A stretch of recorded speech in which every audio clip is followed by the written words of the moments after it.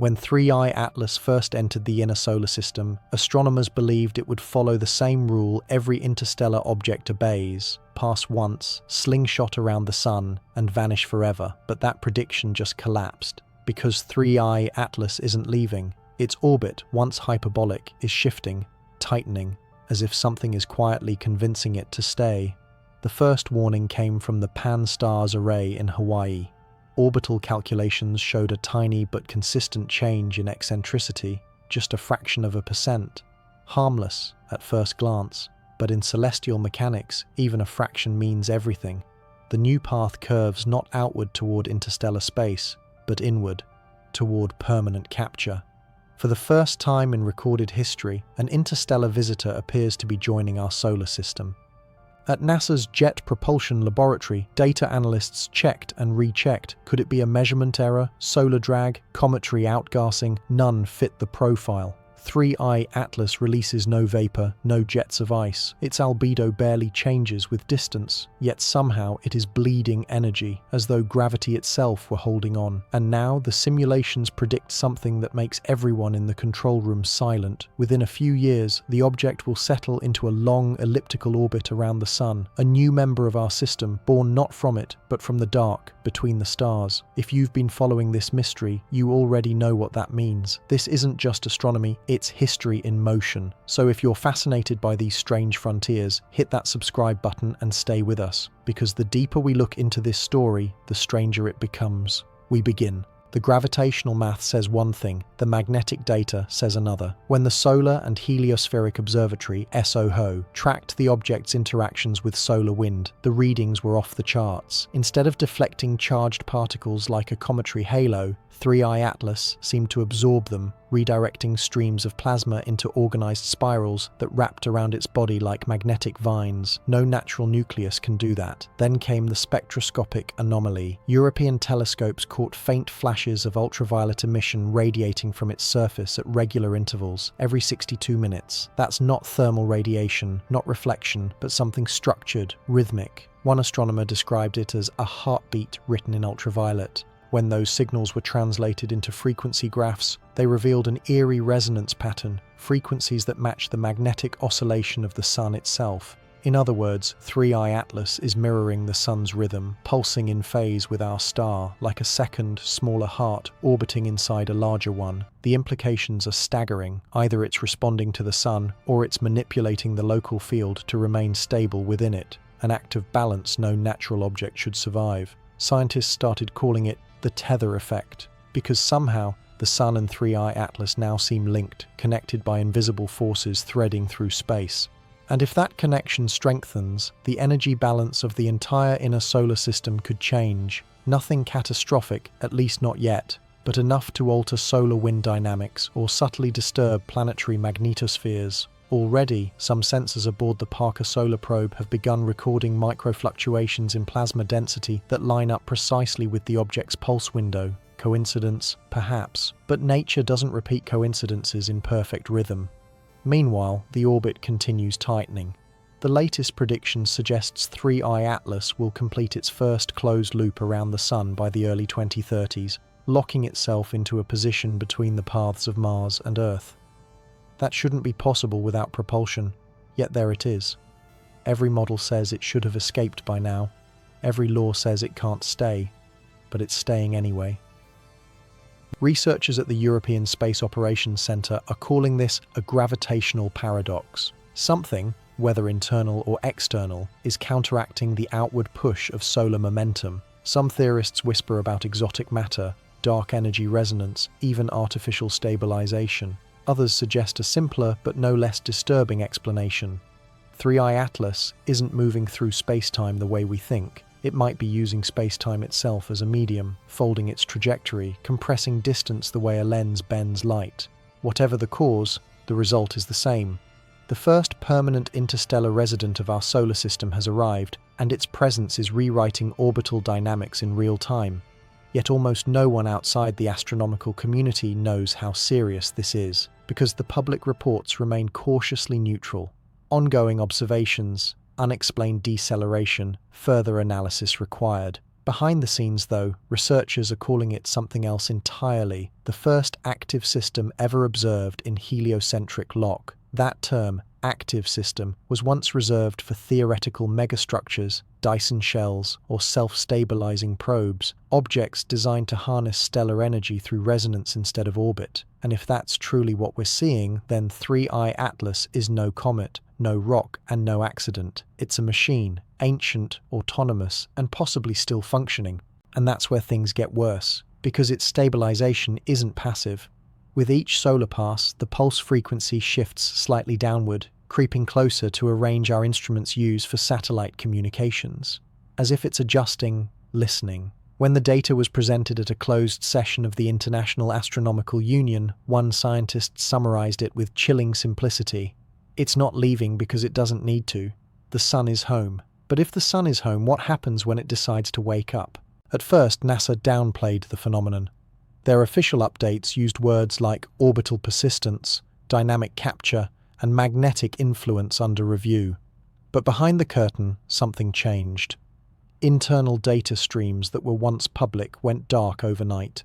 The same pattern we saw during Oumuamua's investigation: files quietly reclassified, access revoked, terminology sanitized.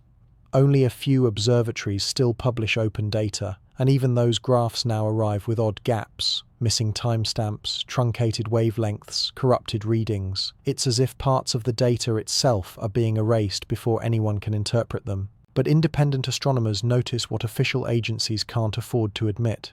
The solar region around 3I Atlas has grown unstable, not violently, but unnervingly ordered.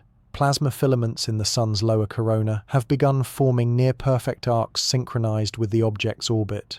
These magnetic loops shouldn't behave this way. Solar plasma is chaotic, turbulent. Yet every time 3I Atlas passes near perihelion, the sun's surface responds with symmetrical ripples, like resonance patterns in water struck by a tuning fork. If this sounds subtle, it is. But subtle patterns are the universe's fingerprints, and they're telling us something. Whatever 3I Atlas is, it's not resisting the sun's pull, it's communicating with it. Harvard astrophysicist Avi Loeb, already known for challenging conventional thinking, released an unreviewed paper suggesting the object might operate through photonic pressure equilibrium, a form of light-driven stabilization used in theoretical solar sails. But that alone can't explain the feedback. Loeb's equations showed that to maintain this kind of stability, the object would need to anticipate solar fluctuations minutes before they occur, as though it reads the future of the sun's surface. How can a rock, a comet, or even a probe predict solar dynamics? The only possibility is feedback control, something reactive, something intelligent. For months, scientists have argued whether this intelligence is intentional or emergent, whether 3I Atlas is a built artifact or a natural structure behaving as if it were alive. Both explanations are terrifying. A constructed object means design, purpose, message. A natural one means physics itself might spontaneously create self-regulating structures. Either way, it changes everything we know about cosmic evolution, but the story doesn't end in the equations. It moves closer to the instruments orbiting nearby. The Parker Solar Probe, humanity's closest eye to the sun, recently transmitted unusual readings. Abrupt phase shifts in its magnetometer, coupled with faint but persistent bursts of structured radiostatic every time it passed through 3I Atlas's resonance path. Engineers assumed interference at first, until they realized the static wasn't random. It contained recursive harmonics, fractal in structure, the kind of signal no natural plasma turbulence can produce. When converted to audible frequencies, the sound is haunting, deep, oscillating tones layered with higher modulations, repeating every 62 minutes, the same period as the ultraviolet pulses. One researcher described it as a choir humming beneath the sun. What's worse is what came next. The probe's onboard thermal sensors recorded microtemperature drops in direct sunlight, fractions of a degree, yet statistically impossible. Something near 3I Atlas seems to consume solar energy selectively, like it's feeding without absorbing heat, a kind of photonic metabolism, and then, almost imperceptibly, the sun changed. Solar physicists at the Max Planck Institute noticed a slight delay in predicted sunspot formations, a slowdown in the internal convection flow. Not enough to affect climate or space weather, but enough to make the models wrong for the first time in decades. The sun is pulsing differently. The rhythm now matches the same 62-minute cycle. Think about that. An interstellar object has entered our solar system, settled into orbit, and the sun, the literal engine of life on Earth, is now syncing to its beat. Most scientists still refuse to use the word correlation, but privately, some whisper that we're witnessing something akin to stellar symbiosis. In biological terms, it's as though the sun has accepted a host, a stabilizing partner, adjusting its internal dynamics in real time, a cosmic pacemaker. But that's not the part that keeps people awake. The part that does is this: if 3I Atlas is stabilizing the sun, then what happens when it stops? There are signs it's changing again. Its orbit's perihelion is shrinking faster than models predict. Its pulse frequency has begun to slow, slightly, less by duration, more by drift. That could mean energy depletion or adaptation. And if it's adapting, it's learning from the sun. In the last weeks, researchers monitoring solar neutrino flux noticed a strange periodic drop synchronized with 3I Atlas's alignment. Neutrinos, particles that pass through everything, shouldn't fluctuate this way, yet they are. It's as if the object is intercepting or redirecting them. What could possibly need to manipulate neutrinos? The answer isn't comforting. Neutrinos interact weakly with matter, but deeply with time. They carry information about the fusion processes inside stars. To alter them means to edit the sun's life cycle, ever so slightly, to write new lines into the code of our star. That might explain why some models show the sun's total luminosity oscillating at micro levels matching the object's proximity. It's a faint whisper, hidden in noise, but growing stronger with every orbit. NASA's internal terminology has shifted. In leaked conference notes, scientists no longer refer to 3I Atlas as a cometary body. They've labeled it Object of Persistent Solar Influence, OPSI, the kind of classification used for phenomena that alter the heliospheric environment itself. If that's true, then 3I Atlas isn't just staying, it's integrating, a foreign mechanism embedding itself into the solar system's most sacred rhythm. And so we return to the question no one wants to voice aloud. What if this was never a coincidence? What if the sun has always been waiting for something to complete it? Imagine a living system, billions of years old, left incomplete. A resonance engine missing a single harmonic piece. Now imagine that piece returning, an object shaped not by chance, but by cosmic intent, entering orbit like a missing heart returning to its chest. The astronomers don't say this out loud, but the data does. The sun's pulse has changed, and now it's in perfect synchrony with something not born of it, but drawn to it. And maybe that's why 3I Atlas isn't leaving, because it was never meant to. For weeks, the conversation around 3I Atlas stayed locked inside observatories, classified meetings, and encrypted emails. Then the effects began to show up where no one expected, not in deep space, but here, on the planets that orbit beneath the sun's pulse. The first anomalies appeared on Mars. InSight's dormant seismic sensors, silent since the lander's power faded, suddenly reactivated for 43 minutes. Their memory logs showed faint rhythmic vibrations, perfectly spaced, identical in period to the 62-minute cycle of 3I Atlas. No tectonic movement, no wind, no mechanical source, just a planet humming in resonance with an invisible metronome. When this data reached Pasadena, NASA dismissed it publicly as instrumental feedback, but internally they reopened the InSight telemetry archive for the first time in 2 years. The pattern was there, consistent, undeniable. Soon after, the magnetometers aboard ESA's ExoMars orbiter registered coordinated oscillations in the upper ionosphere, as if the planet's magnetic sheath were being gently tuned. A solar storm could have explained it, except that no storm occurred. The sun was calm, too calm. Back on Earth, subtle echoes followed. Observatories monitoring geomagnetic activity noted minute fluctuations repeating at the same interval. The Schumann resonance, that faint electromagnetic heartbeat trapped between the ground and the ionosphere, had shifted by a fraction of a hertz, a difference so small that most instruments ignored it. But the few sensitive enough to record it found the rhythm matched perfectly with the cycle of 3I Atlas. The Earth, it seemed, had begun to whisper in harmony. At first, researchers laughed it off as coincidence, statistical noise, yet the alignment persisted, and when several satellites simultaneously detected synchronized pulses in the magnetosphere from low Earth orbit to lunar distance, the laughter stopped. Inside the European Space Operations Centre, engineers began using a different word: coupling. They described the solar system as if it were turning into one connected circuit, with the Sun as the generator and 3I Atlas as a stabilizing regulator. Every planet, every magnetic field now felt the rhythm of a foreign frequency. For planetary scientists, this was both exhilarating and terrifying. If 3I Atlas was truly modulating the heliospheric current, even slightly, it meant that the solar wind, the constant flow of charged particles streaming from the Sun, was being subtly reshaped. That could alter how radiation spreads, how cosmic rays interact with planetary atmospheres, even how auroras form. And if the modulation increased, climate models themselves could drift from accuracy. Independent observatories tried to verify it. In Chile, a team using high-altitude magnetometers confirmed the pattern, then found something stranger. The pulses intensified precisely when the object passed behind the Sun, completely out of view. That meant the connection wasn't optical, not light-based at all. It was structural, woven into the electromagnetic skeleton of the system itself. In the halls of NASA's Goddard Space Flight Center, analysts ran historical comparisons, hoping to find precedent. They searched decades of solar data, even ancient flare logs. Nothing matched until one of them noticed a small note buried in a 1977 report on the WOW signal, the unexplained narrowband radio burst detected from deep space. Its frequency, 1420 MHz, hydrogen line, the cosmic constant.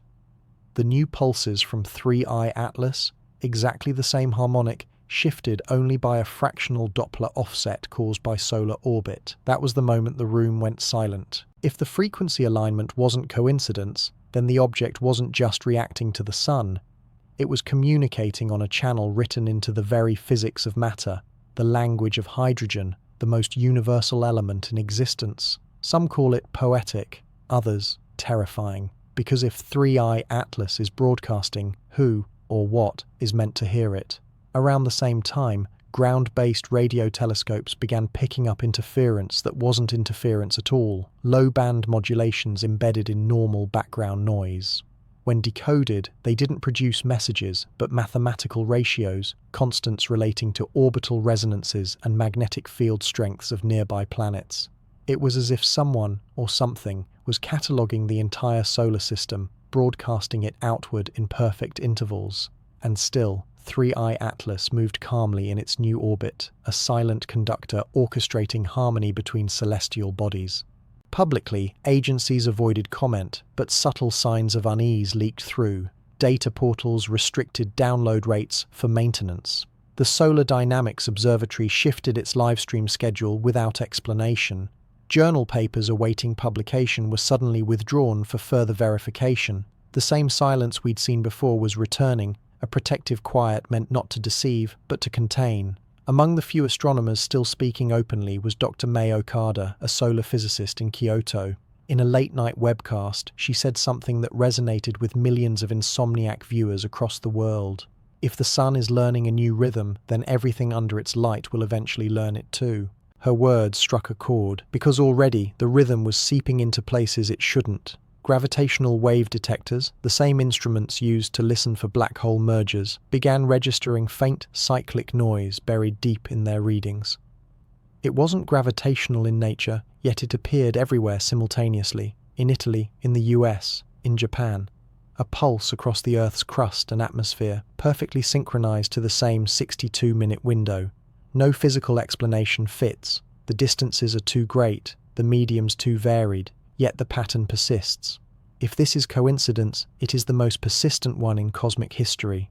And so, while public eyes look away, a handful of scientists now gather nightly, cross-checking data from every planet, every probe, every beam of light. What they're starting to see defies separation. The solar system is no longer behaving as a collection of independent worlds. It's acting as one coherent field, a single, resonant structure linked by an object that refuses to leave. The idea terrifies even the most rational minds because it hints at intent, not malevolent, not benevolent, just purposeful. As one physicist wrote quietly in an uncirculated memo, the Sun has found its echo, and the echo is teaching it how to sing. What happens when the song grows louder? By the time the Moon joined the rhythm, no one could call it coincidence anymore. It began with a minor anomaly noticed by the Lunar Reconnaissance Orbiter, an unexplained oscillation in the Moon's local magnetic field, so faint it almost didn't register. But over days, the signal strengthened and synchronized with that same familiar pulse.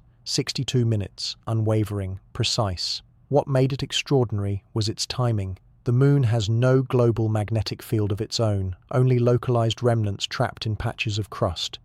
Yet somehow, those dormant fragments were flickering together, as though awakened by a shared heartbeat. The pattern wasn't random. It mirrored the phase of the 3I Atlas emissions exactly, right down to the millisecond. At first, the phenomenon drew little attention outside a few lunar scientists. Then came the unexpected correlation. Global geomagnetic sensors, those used for monitoring space weather and aurora forecasts, began detecting synchronized surges in power infrastructure, at first subtle, then undeniable. Small fluctuations in the electric grid that match precisely with the rhythm seen on Mars, the Moon, and the Sun. Power engineers in multiple countries reported the same anomaly, current surges peaking every 62 minutes, harmless at first but growing stronger. Sensitive instruments on satellites began rebooting themselves automatically, mistaking the pulse for a control signal. Ground-based antennas experienced ghost pings, empty commands appearing as if transmitted from orbit, but there was no source. As this unfolded, an emergency meeting convened between NASA, ESA, JAXA, and several private observatories. The briefing never went public, but leaked fragments confirmed what many suspected. The entire heliosphere, the bubble of space carved out by the Sun's magnetic field, was resonating with a single, coherent tone. Inside the quiet conference rooms of the Jet Propulsion Laboratory, monitors displayed spectrographic graphs pulsing in synchronized light. Some of the data analysts sat in stunned silence, others whispering the same thought that had haunted them since 3I Atlas refused to leave. The system is alive. It wasn't metaphor anymore. Planetary orbits hadn't changed, but the invisible lattice binding them, magnetism, plasma flow, field interaction, had become rhythmic, ordered, harmonized. Something had turned chaos into structure.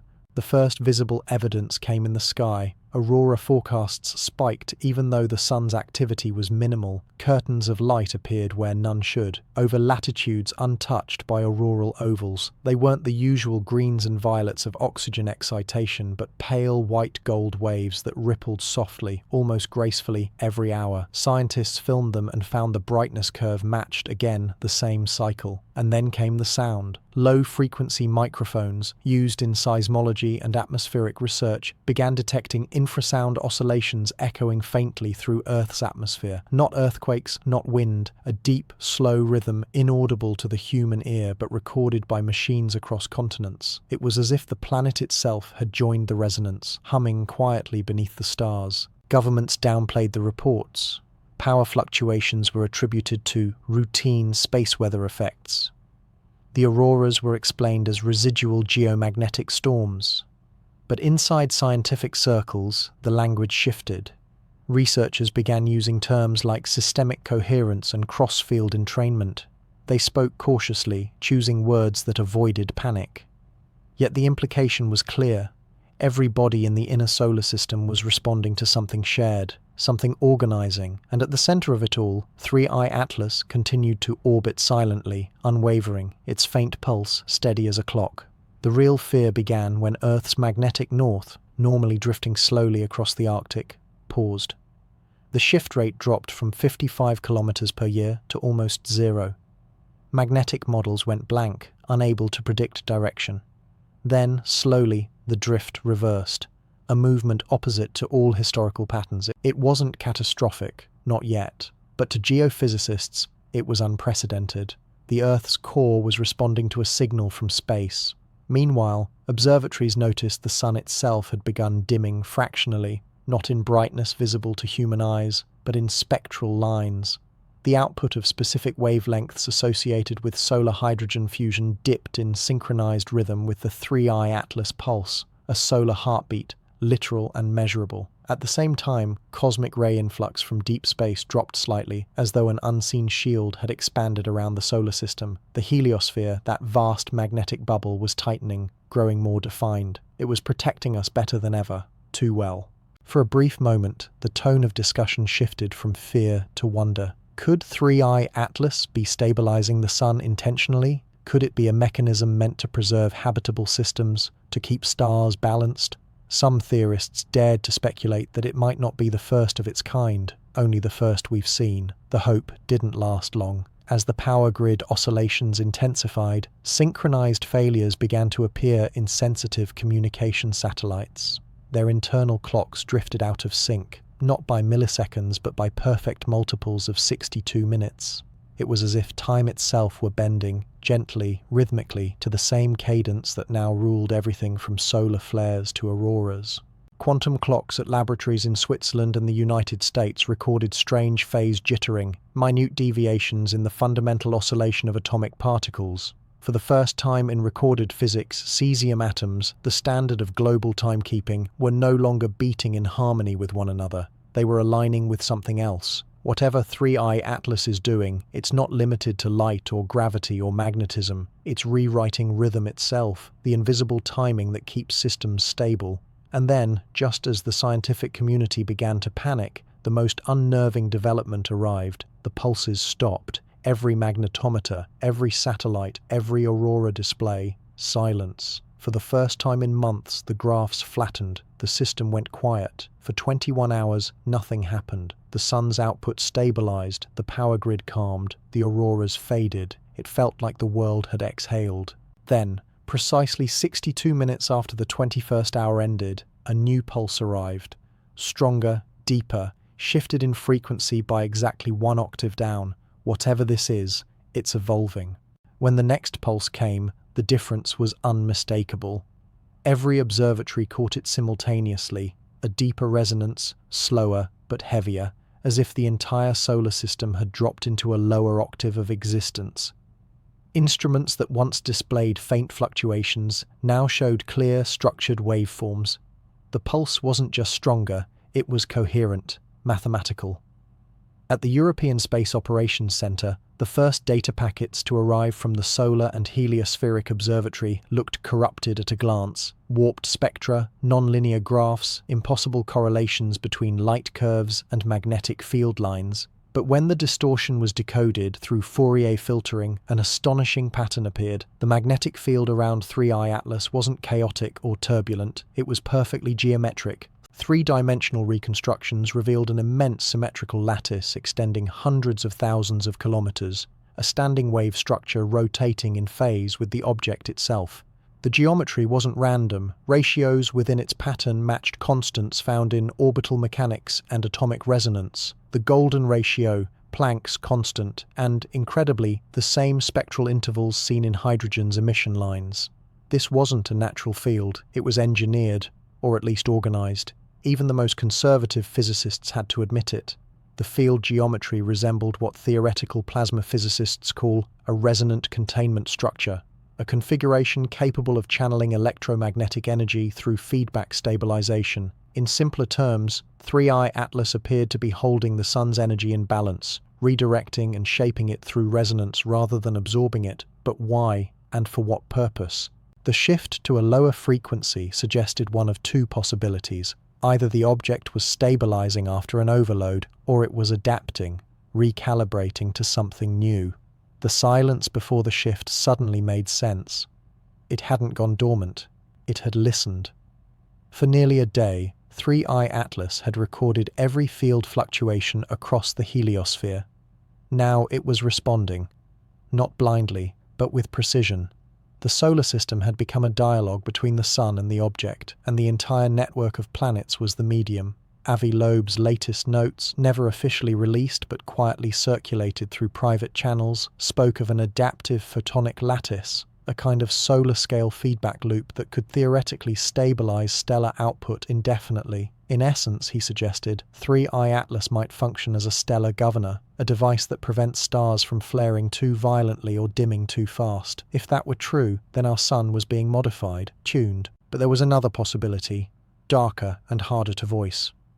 A small group of plasma physicists in Germany and Japan noticed that the geometric field wasn't simply rotating around 3i Atlas. It was expanding, slowly, deliberately, in measurable waves.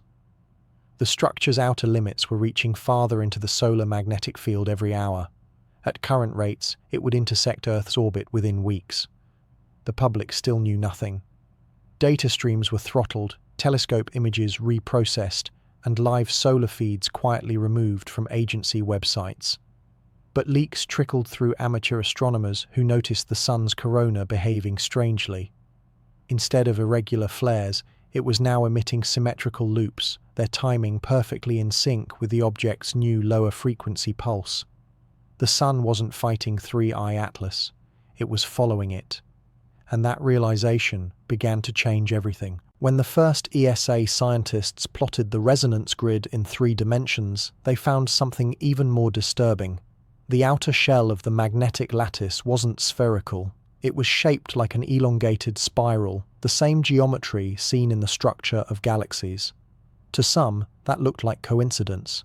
To others, it was design. The implication was profound. If 3i Atlas operated through fractal resonance, then its field could replicate patterns of energy across vastly different scales, from atomic to stellar, from solar systems to galaxies. It wasn't just stabilizing the sun, it was copying the fundamental architecture of the universe. NASA's internal analysts tried to downplay the discovery by reclassifying the object again, labeling it a transient resonant complex, a term meant to sound technical without saying anything.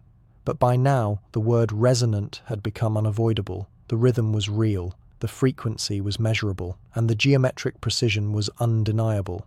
Then came the next shock. Using newly calibrated infrared sensors, astronomers at the Cerro Tololo Inter-American Observatory detected faint light emissions from within the field itself, localized bursts traveling along the lattice like lightning bolts in slow motion. Each burst followed the same path, then disappeared exactly where the object's silhouette darkened the solar background. The pattern wasn't random, it was sequential, like a message being sent repeatedly, over and over, along the same invisible circuitry. When converted to binary, the signal revealed repeating numeric sequences, not words, not data, but proportions. Ratios between mass, gravity, and light speed constants. Universal relationships embedded in the mathematics of existence. It was as if 3i Atlas wasn't transmitting to us, but to the sun itself. The question no one could answer was why now?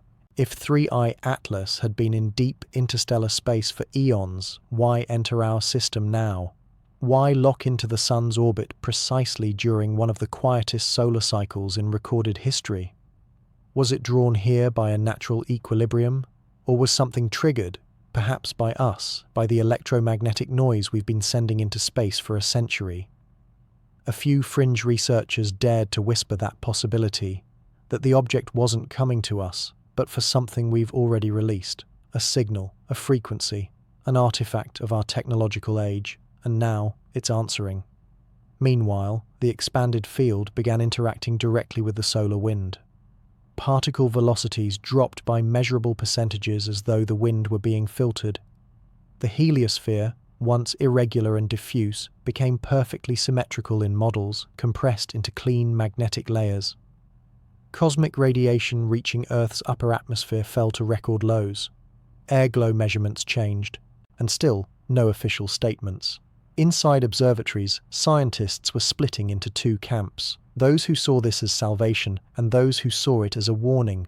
One group believed 3i Atlas might be part of a natural cosmic process, something designed to keep stars alive longer. The others feared the opposite, that this process wasn't maintenance but harvest. After all, if something can regulate stellar output, then it can also extinguish it. The resonance field wasn't just wrapping around the sun anymore, it was creeping outward toward the inner planets. Probes near Mercury began losing signal intermittently, and for the first time, gravitational modeling hinted at minute but detectable distortions, not from the sun, not from 3i Atlas itself, but from between them. Something invisible, powerful, and perfectly ordered was forming in the space that connects them, a bridge of energy rewriting the boundaries of the solar system itself. And from here on, it's no longer about the object orbiting the sun. It's about what's beginning to orbit it. The first visible distortions began quietly. Solar physicists noticed faint ripples in coronagraph images, subtle warping in the background star field near the sun's limb. At first, they assumed it was lensing from coronal mass, but when compared across multiple telescopes, the effect was identical, frame for frame. The stars themselves appeared to bend slightly, as though space was flexing around an invisible structure. By then, the resonance field around 3I Atlas had expanded far beyond its original orbit, now reaching a scale measurable by spacecraft telemetry. Data from the Parker Solar Probe showed that the particle flow within the solar wind was no longer uniform. It was stratified, separated into thin, stable layers, each oscillating gently in rhythm with the object's pulse. It looked, as one engineer put it, like a musical score written in plasma.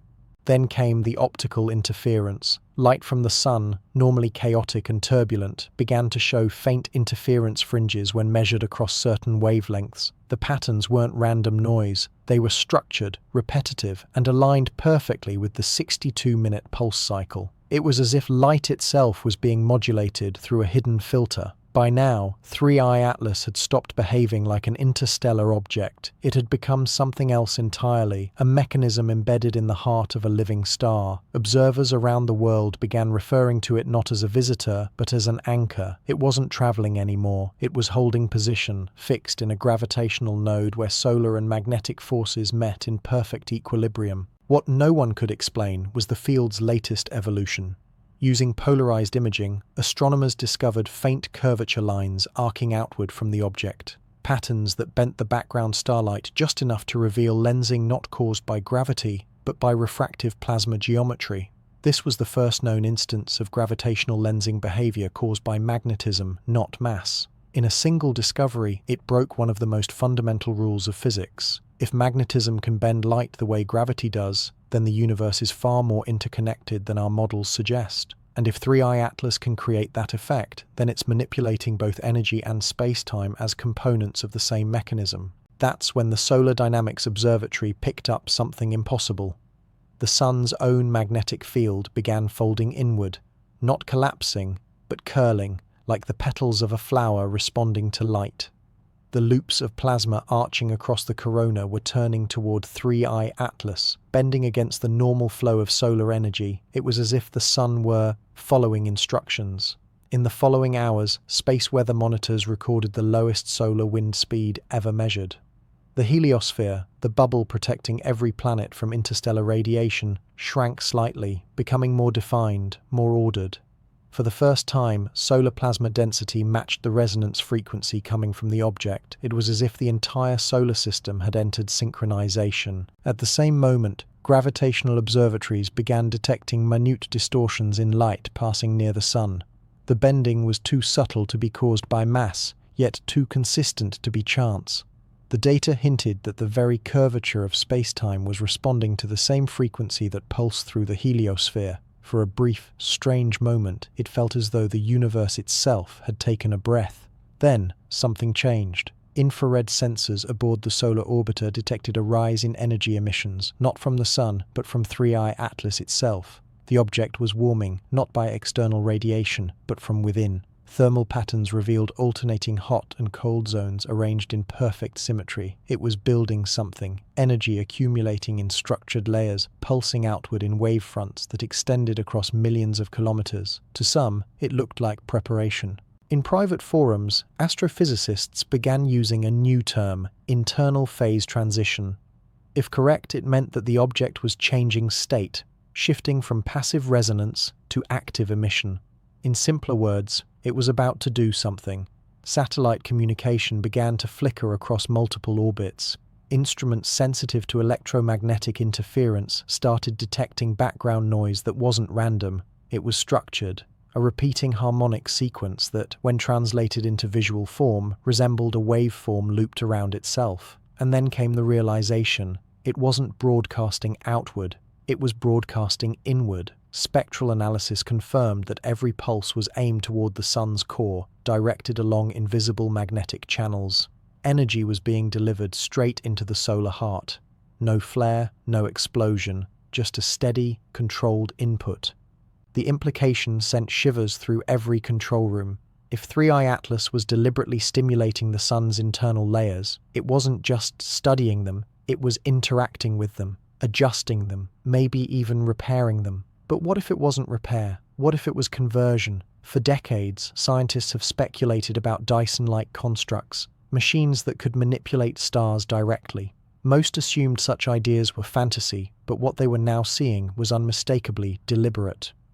3i Atlas wasn't an observer, it was a participant. Days passed, and the resonance field around the sun began to shift in tone once again. Instruments detected a deepening frequency, not lower this time, but more complex, multi-layered harmonics rising and falling like chords. Some data analysts even began describing the signal as music, structured by ratios of perfect fourths and fifths, mathematical intervals that govern both sound and orbital stability. Was the object creating harmony between the sun's magnetic oscillations and the fabric of space itself? If so, it could mean that 3i Atlas was balancing forces far beyond human comprehension, an ancient mechanism keeping the chaos of stellar life from becoming self-destructive. Others feared a darker explanation, that it was testing, mapping how far a star could be pushed before it yields.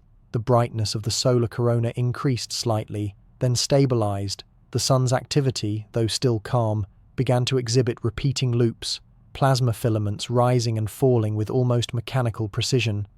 What had once been unpredictable now felt controlled, rhythmic, alive, and then the first visible distortion appeared to human eyes. During a solar eclipse viewed from Antarctica, cameras captured a faint halo, an outline that wasn't the moon's shadow or the corona. It was faint, symmetrical, and unmistakably geometric, a ring within the darkness. When the images reached analysis labs, the pattern matched the field geometry seen in 3i Atlas's plasma resonance.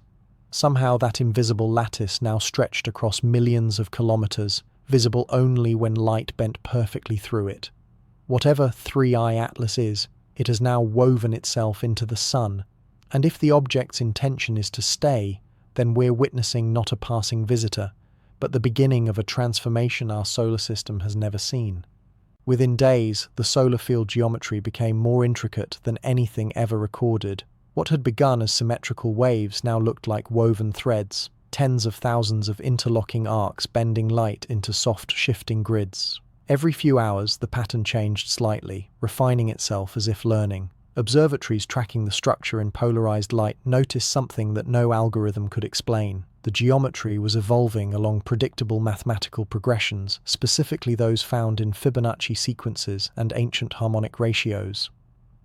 Avi Loeb's private research team, working in near secrecy out of Harvard, released an internal memo that leaked within hours. The message was brief but unsettling.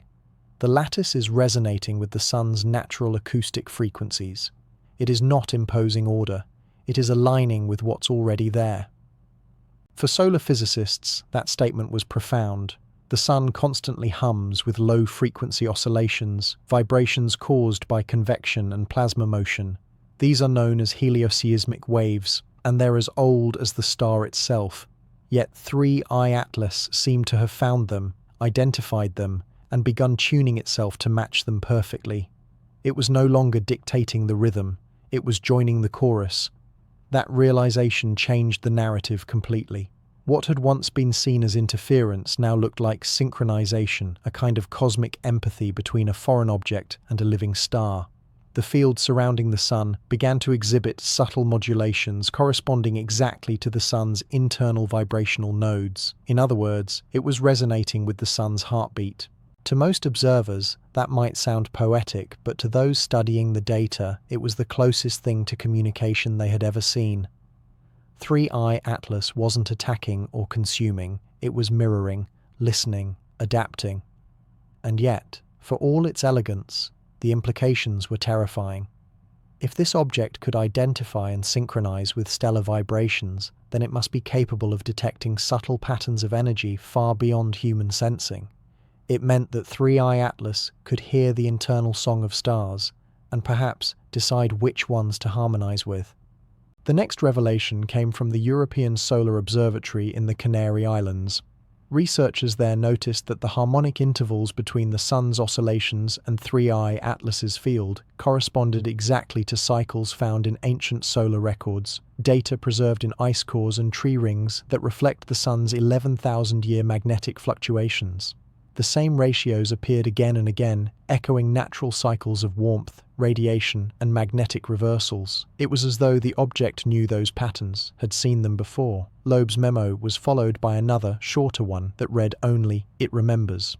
That phrase alone sent shockwaves through the small but growing circle of astrophysicists tracking the phenomenon. If 3I Atlas's resonance matched solar history, then it might not be reacting spontaneously. It might have done this before, perhaps with other stars, in other systems, across time. Meanwhile, new electromagnetic data suggested that the object's core was emitting particles unknown to the standard model. These weren't neutrinos, not photons, but something in between, a hybrid form of quantum excitation capable of interacting with both gravity and electromagnetism simultaneously. In other words, particles that could rewrite the connection between matter and energy, and yet none of it looked destructive. No radiation spikes, no energy leaks, no sign of instability. If anything, the sun was healthier. Solar flares, once chaotic, had fallen into harmonic intervals. The corona's temperature stabilized for the first time in recorded history. Even the solar wind showed reduced turbulence. It was as though the sun had entered a state of coherence, perfect balance between its internal chaos and external expression, but not everyone saw it as balance.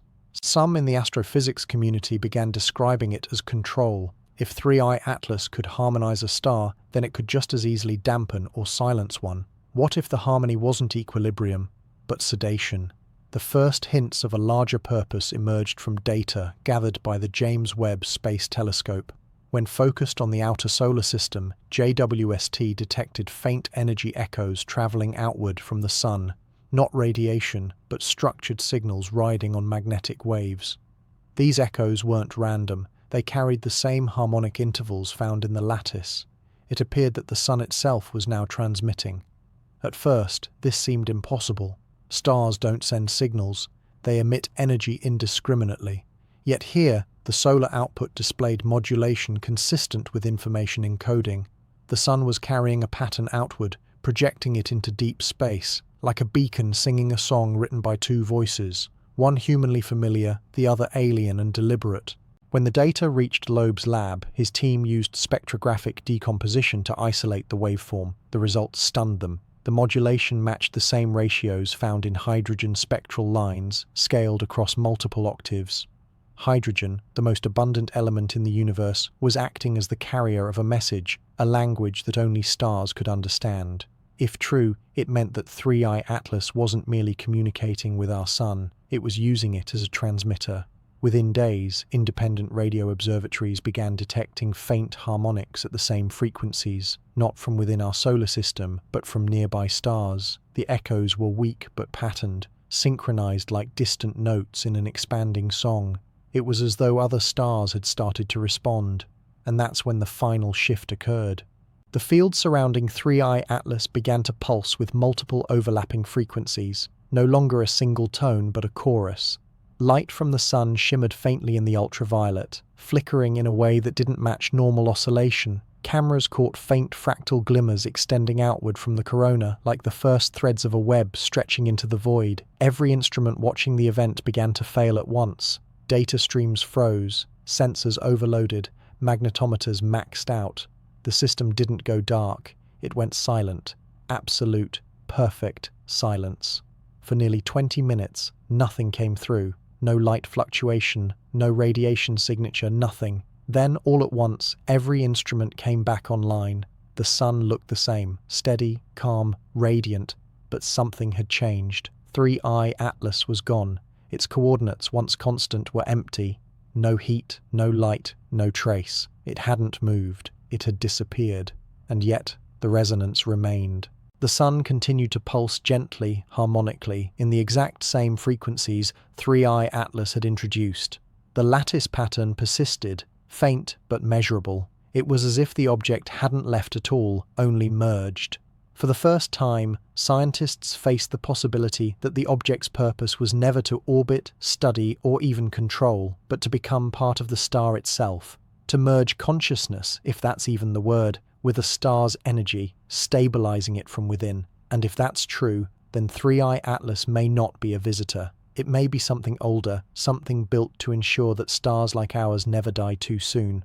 For a full 24 hours, the scientific world refused to speak in absolutes. Data servers rebooted, observatories ran diagnostics, and mission control rooms fell into an eerie hush, broken only by whispered disbelief. The coordinates where 3i Atlas had once been were empty. No trace, no movement, not even residual plasma disturbance. The sun remained stable, radiating at a perfect constant, every parameter within expected limits. Yet something felt undeniably different. It began with the solar oscillations. The sun's internal pressure waves, the same ones that helioseismologists monitor daily, had shifted.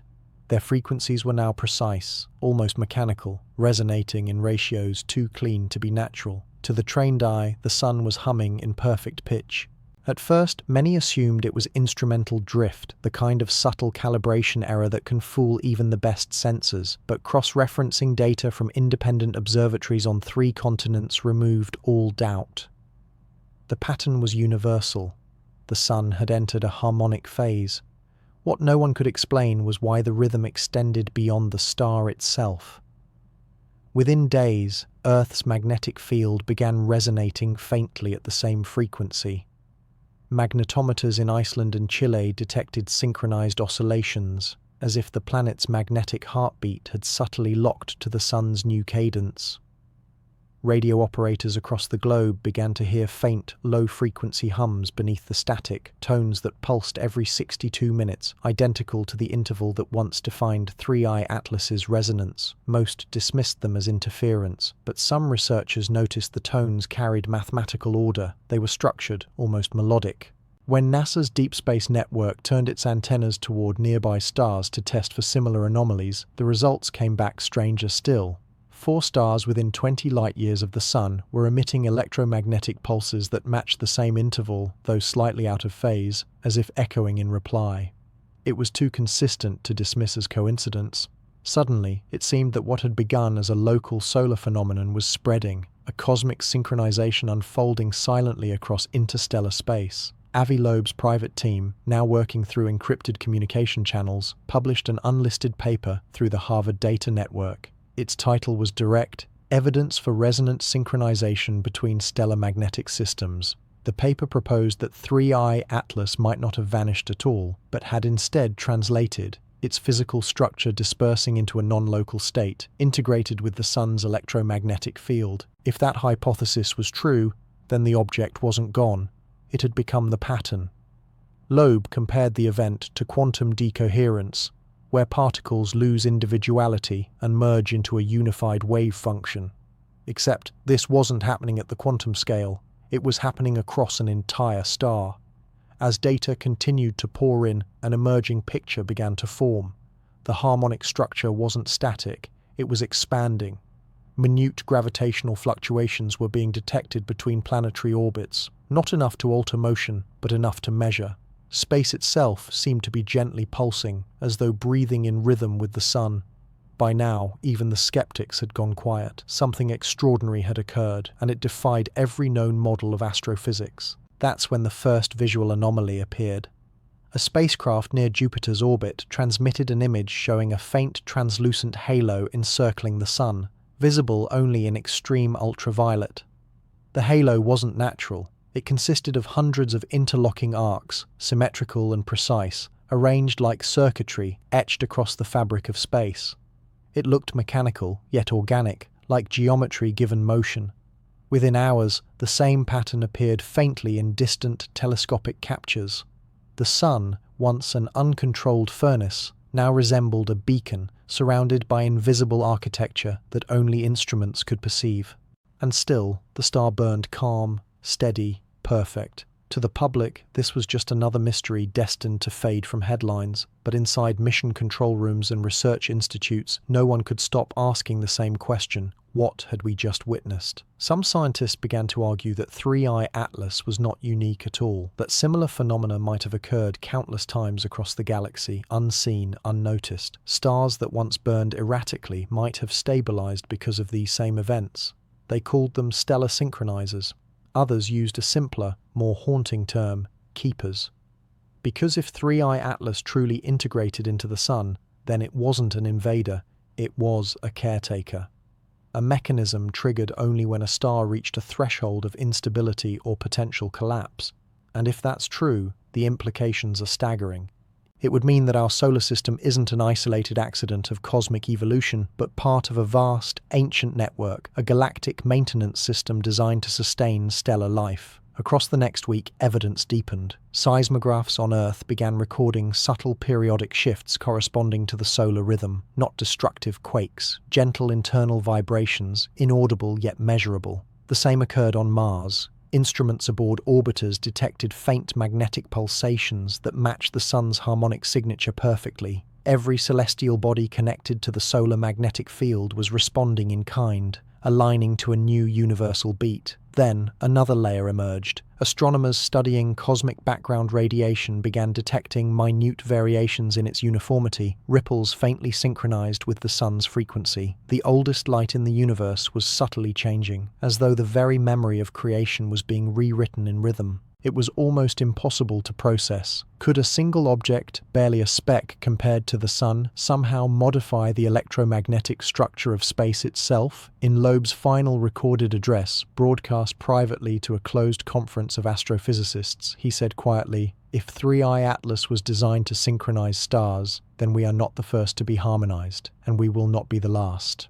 The statement drew silence, not because it was speculative, but because every new data stream seemed to prove it right. Over the following days, multiple stars in nearby constellations began to exhibit subtle brightening events, small, measured, rhythmic, occurring precisely in sync with our sun's resonance. It was as if something across the galaxy had heard the call and was answering. For a civilization only beginning to understand the scale of the cosmos, the realization was almost too large to grasp. We had always imagined isolation as safety, but perhaps the universe had never been silent at all, only waiting for us to listen. And now, through 3i Atlas, we had. The question that remains is no longer what it is, but what comes next. Because if stars across our region of space are truly resonating together, if they are becoming part of a synchronized network, then we may be witnessing the reactivation of something ancient, something built to last longer than any species, any world, or any epoch of life. And somewhere in that resonance, faint and eternal, 3i Atlas is still there, no longer a comet, no longer a visitor, but part of the heartbeat of our sun. It started subtly, the kind of change that slips through unnoticed until someone compares the data side by side. Weather satellites reported slightly more uniform pressure gradients across the planet. The northern jet stream, long, chaotic, and unpredictable, stabilized into a cleaner path. Ocean currents warmed in sync with solar flux, yet without the extremes expected from such energy shifts. It was as though Earth's climate, so often a storm of competing systems, had found a strange equilibrium. At first, scientists celebrated the coincidence. A calmer solar cycle often leads to temporary climate balance. But the pattern persisted, deeper and more coordinated than any natural fluctuation. The solar output wasn't just stable, it was resonant. Its electromagnetic field was now modulating Earth's ionosphere in perfect cadence. Every 62 minutes, a faint global fluctuation pulsed through the atmosphere, measurable, rhythmic, and identical to the solar harmonic first observed after 3i Atlas's disappearance. For the average person, the effect was invisible. But to the sensitive instruments orbiting Earth, it was unmistakable. The entire magnetic shell surrounding the planet had begun to oscillate gently, as if breathing. Across laboratories, quiet unease spread. Space weather specialists at NOAA described the readings as a heartbeat of the magnetosphere. Yet no one could explain how it remained so consistent, nor why its strength was slowly increasing. Then came the human data. Hospitals, sleep labs, and research facilities began noticing minor but measurable shifts in human brainwave patterns, especially in the theta range, the frequencies most active during dreaming and deep relaxation. Across continents, small studies reported synchronization spikes between individual neural frequencies and local geomagnetic variation. It was subtle, too subtle for anyone to feel consciously, but statistically, the trend was undeniable. Earth's magnetic rhythm, tuned by the sun's resonance, was subtly guiding biological systems toward the same frequency. In effect, the planet and its inhabitants were beginning to hum in time with the sun. For some, it brought peace. Reports emerged of people sleeping more deeply, describing vivid dreams of vast skies and harmonic soundscapes. Meditation practitioners reported inexplicable states of stillness, a sense of cosmic quiet washing through thought. Even animals displayed subtle behavioral changes, migratory birds deviating less, whales navigating with near-perfect accuracy. To others, it brought disquiet. A few individuals, those particularly sensitive to electromagnetic shifts, reported headaches, insomnia, and inexplicable waves of emotion during the 62-minute cycle peaks. Some described it as a feeling of being watched, as though the rhythm carried awareness. When neurologists overlaid EEG data with the new solar resonance model, the overlap was exact. The human brain's electrical signature was responding to the same intervals that now defined the sun's internal oscillations. It wasn't just the Earth that had synchronized, it was us. By now, even skeptics couldn't ignore the pattern. Governments quietly ordered cross-agency reviews. The European Space Agency convened closed-door sessions with NASA, JAXA, and private research teams. Publicly, they maintained silence. Privately, they all agreed on one unsettling point. The phenomenon wasn't fading, it was strengthening. Avi Loeb's next internal report leaked within 48 hours. Its title was short, clinical, and impossible to ignore: Planetary Coupling Through Stellar Harmonic Resonance. The report outlined the growing evidence that 3I Atlas had initiated a system-wide alignment event. It proposed that what humanity was observing wasn't an accident, but a deliberate design, a process meant to connect biological, geological, and stellar systems into a single coherent structure. In one paragraph, written, it seemed, more for history than for his peers, Loeb wrote, "If the stars are instruments, then we have just become part of the orchestra." By now, public curiosity had caught up. Amateur astronomers were noticing strange visual phenomena, auroras glowing faintly at unexpected latitudes, shimmering even under quiet solar conditions. Long-exposure photographs revealed faint geometric filaments lacing through the night sky, barely visible, like the whisper of structure itself. In certain observatories, when light from the sun was filtered through high-precision prisms, interference fringes appeared that shouldn't exist, perfectly spaced, repeating, ordered, like the grooves of a record etched into the very spectrum of light. Those patterns carried information and not random noise. The encoded data matched harmonic sequences found in waveforms produced by 3I Atlas months before its disappearance. In other words, the sun was still singing the same song, and the universe was still listening. At that point, whispers of something larger began to circulate among astrophysicists. Other observatories had detected similar harmonic synchronizations in stars hundreds of light-years away. It wasn't spreading like contagion. It was awakening like memory. The idea was almost unbearable in its implications. What if this entire process wasn't the result of chance, but a galactic mechanism reactivating after eons of dormancy? Everywhere scientists looked, they found supporting evidence. Planetary magnetospheres across the solar system had begun stabilizing. Jupiter's violent storms weakened fractionally but consistently. Saturn's rings showed minor shifts in particulate motion, aligning along invisible harmonics. Even Neptune's cold winds, long considered chaotic, appeared to pulse in rhythm with solar output. The solar system was no longer a collection of independent worlds. It was becoming a single resonant organism, and the sun was its beating heart. Back on Earth, subtle patterns continued to surface. Seismic noise, the constant low hum of the planet, began to exhibit faint rhythmic modulation. Not earthquakes, but vibration. Harmonic tremors synchronized with the solar cycle, flowing through bedrock and mantle alike. Deep underground, researchers at neutrino detectors began recording flux patterns that seemed almost communicative. Every pulse corresponded with minor fluctuations in the sun's field, tiny bursts of particle energy that seemed far too organized to be random. Something was linking matter, magnetism, and consciousness into one unbroken rhythm. For the first time, a few researchers began to ask what had once been unthinkable. What if 3I Atlas wasn't an object at all? What if it was a signal, a pattern so advanced it took physical form only long enough to synchronize a system before dissolving back into energy? The notion split the scientific community in two. Some called it mysticism disguised as theory. Others believed it was the first true evidence of an intelligence woven into the architecture of the cosmos itself. But whatever Three-Eye Atlas was, it had done something irreversible. The sun was now steady, resonant, almost conscious in its rhythm. The planets were following, and humanity, willing or not, was being pulled into the same slow, synchronized song. And in that cosmic harmony, for the first time in millennia, the solar system felt quiet, too quiet. By the third week, the planet had grown used to the silence. Weather was calm, radiation minimal, the skies strangely clear. Even during solar storms, there was a softness to the light, as though the sun itself was aware of being watched. To the untrained eye, nothing had changed. But in every laboratory, every observatory, and every mission control room still brave enough to monitor the data, one fact was becoming impossible to deny. Something was responding. It began in Antarctica. A neutrino array buried deep beneath the ice detected a signal, a rhythmic pulse matching the sun's resonance but arriving from the opposite direction.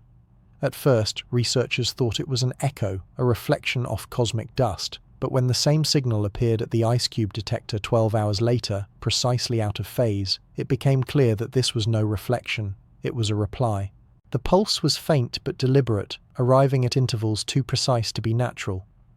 And it carried structure. Waveform variations forming harmonic layers that mirrored the sun's own modulations. To those analyzing the data, it looked like a conversation between two vast instruments separated by incomprehensible distance. The public never heard about it.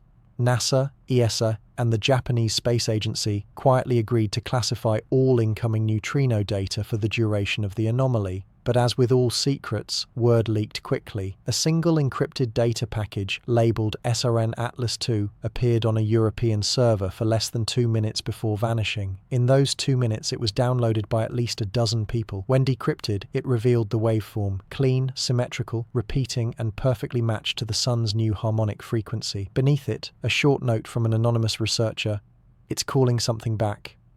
No one knew what it was. But almost immediately, new phenomena began appearing across the sky. Auroras reached latitudes no one had ever seen before, bright, structured, and geometric. Instead of diffuse curtains of color, they formed interlocking rings and spirals that pulsed in sequence like synchronized breathing.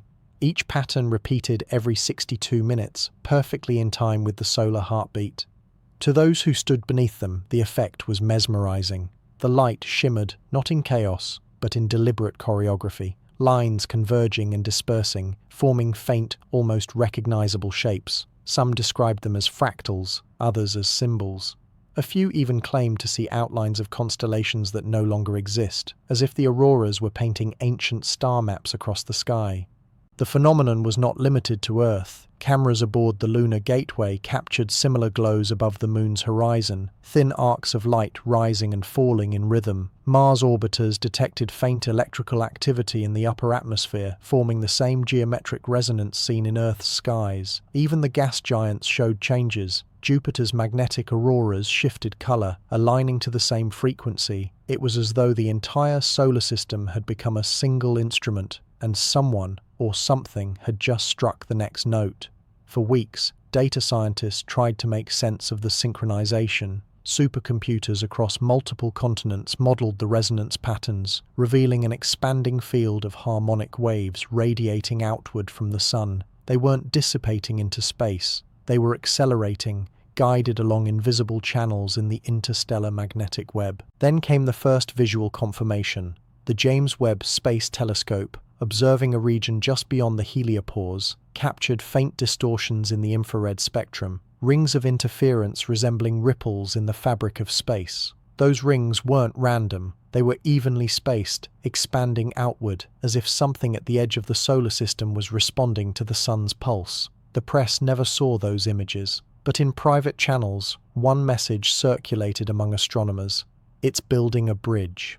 Avi Loeb's private statement, released days later in a closed academic forum, only deepened the unease. He wrote, "If Three-Eye Atlas integrated into the sun, then we must consider the possibility that its purpose extends beyond stabilization. It may be initiating a communication protocol across stellar systems. The pattern suggests coordination, not chaos. His final line was simple, chilling, and impossible to forget. We may have joined a network older than stars themselves. The implications were staggering. For decades, humanity had listened for alien signals, searching the void for evidence of intelligence. But what if that intelligence didn't speak in radio waves or coded messages? What if it spoke in resonance, in the very harmonics of light and magnetism, woven into the rhythm of stars? The synchronization data began to suggest something even more unsettling. The pulse wasn't random. It contained a modulation, a slow, deliberate shift that grew clearer with every cycle. When translated through acoustic models, it resembled a pattern repeating at increasing amplitude, as though the signal were building toward an event. Independent researchers began calling it the crescendo. One team, working out of a private facility in New Mexico, tried converting the solar data into sound waves audible to the human ear. What emerged was haunting, a deep, rolling hum, textured and alive. Within it, faint structures appeared, almost like voices layered beneath the surface. When slowed down 1,000 times, the sound revealed rhythm, tone, and impossible precision. It wasn't just random vibration, it was composition. Even the skeptics fell silent after hearing it. The hum carried harmony across octaves too exact to occur by chance. Somewhere in that resonance, the universe seemed to be singing, and that's when the instruments on the outer edge of the solar system detected a response. Voyager 2, silent for years, sent back a single unexpected burst of data. Its power levels had been too low to transmit for over a decade, yet suddenly it awoke, just long enough to send a stream of noise that, when analyzed, matched the new harmonic frequency. Then it fell silent again. Every system that received the transmission registered the same line of metadata. Signal stabilized, handshake achieved. No one could explain it. The Voyager wasn't capable of generating such messages, nor did any command uplink authorize its transmission, but the phrase spread quickly through the community of astronomers now monitoring the sun. Handshake achieved. For a moment the phrase was only metaphor, a poetic coincidence. But when faint structured echoes began returning from beyond the heliopause, repeating in exact harmonic intervals, the truth began to settle in. Something out there had answered, and whatever it was moving closer. At first the signals were faint, mere whispers buried in the cosmic noise, but as days passed, they grew clearer, sharper, almost purposeful. The reply that began as a subtle echo was now resonating through every solar observation array in operation. Its signature was identical to the sun's harmonic frequency, but inverted, a mirror tone like the call and response of two vast instruments across the void. Astronomers plotted the origin point, expecting chaos. Instead, the coordinates painted a line, precise, unwavering, and aimed directly at the outer boundary of the solar system. The source was moving toward us, slow but steady, accelerating with perfect mathematical consistency. For a brief moment, humanity stood at the threshold of discovery, or confrontation. The object, if it could be called that, defied description. It wasn't a singular body, but a field, a vast sphere of electromagnetic turbulence spanning millions of kilometers, invisible to optical instruments, yet perfectly defined in radio and gravimetric readings. It moved not like a ship or a comet, but like a wave, folding space around itself as it advanced. NASA's Deep Space Network tracked it for 2 days before their data stream abruptly went dark. Officially, they cited technical malfunction. Unofficially, internal memos described a growing gravitational distortion that had begun to interfere with instruments themselves. Signals were bending, data looping, as though space-time near the heliopause had started to ripple. When the European Space Agency cross-referenced its readings, they confirmed what many feared. The distortion was not a glitch. The sun's outer magnetic field had begun to stretch outward, pulled slightly but unmistakably toward the incoming phenomenon. It was subtle, barely measurable, but enough to suggest an unseen interaction. Something vast and unseen was tugging at the solar system's edge, responding not through light or force, but through resonance. Avi Loeb described it best in his private notes. The sun is being tuned. By now, other anomalies were surfacing. Planetary orbits, stable for millennia, showed minute phase variations, as though subtly adjusting to maintain harmonic balance. The asteroid belt pulsed with new electromagnetic interference. Even Saturn's rings began flickering faintly in synchronized rhythm, their reflective particles shimmering like coded light. Something was influencing every gravitational system connected to the Sun, and the closer the object or the wave came, the stronger the effect became. In Hawaii, a radio telescope network detected bursts of structured static aligned precisely with the solar resonance peaks.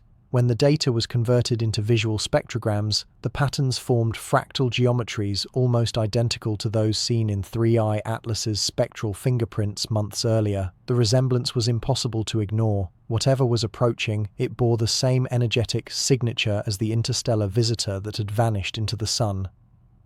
That was the moment the unthinkable theory emerged. What if 3I Atlas had never truly disappeared? What if it had replicated, its harmonic imprint travelling outward, calling another of its kind home? In other words, what if this was the second one? Scientists began to realize the frightening possibility that 3I Atlas was not unique. It might be one node in a galactic network of self-propagating systems, entities capable of transforming stars into communicative instruments. Across the world, observatories turned their lenses toward the heliopause. The data they gathered confirmed a structure forming at the boundary. It wasn't solid, it was translucent, ethereal, like a web of light folding into existence.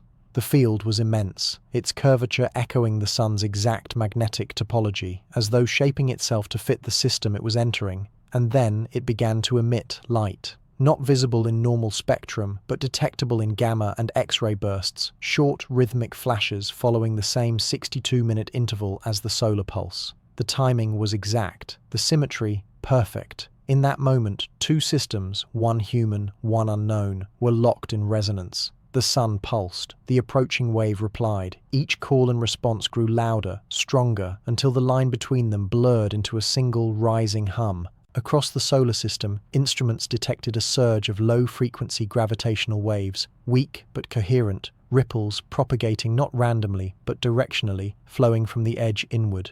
It wasn't an attack, nor a collapse. It was synchronization, an alignment so vast it defied imagination. The skies above Earth began to shimmer again, faintly at first, then brighter.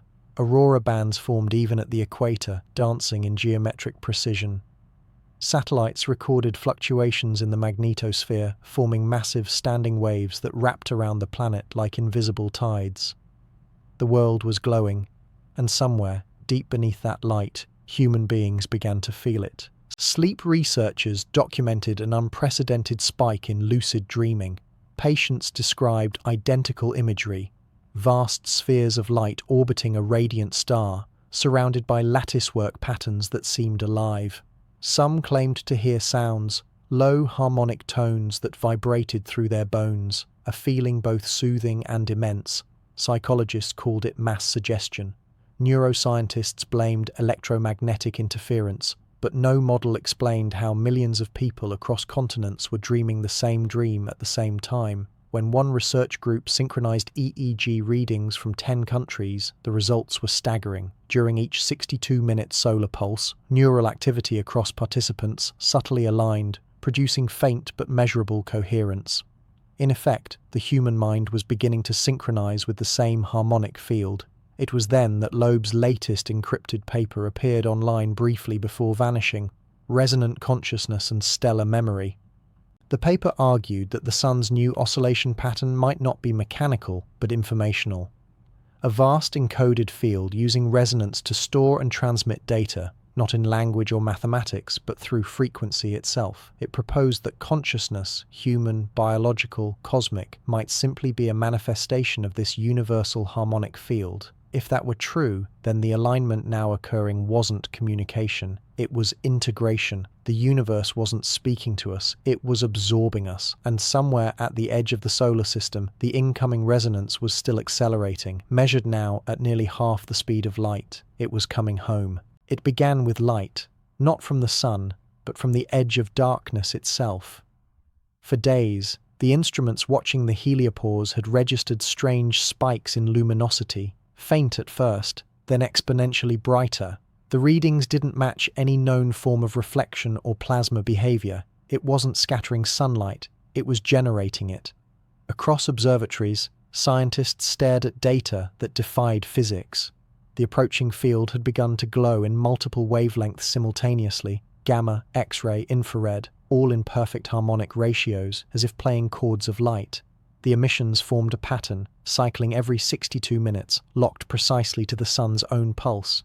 Then, at 0413 UTC, the first image arrived from the Solar Orbiter probe, a faint lattice of luminous filaments stretching across millions of kilometers, folding and reforming as though space itself were alive. No structure, no boundary, just geometry and motion. The official report never reached the public.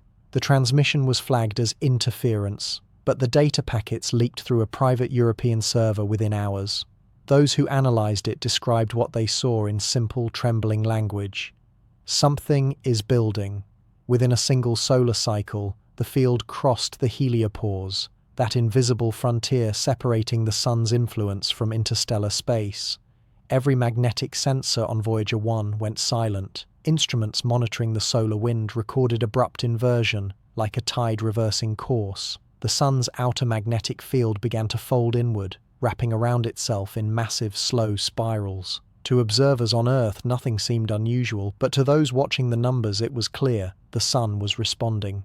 NASA's remaining data feed from SOHO recorded the first visible flare of the phenomenon. The sun's corona brightened in a wave, but not randomly. It oscillated.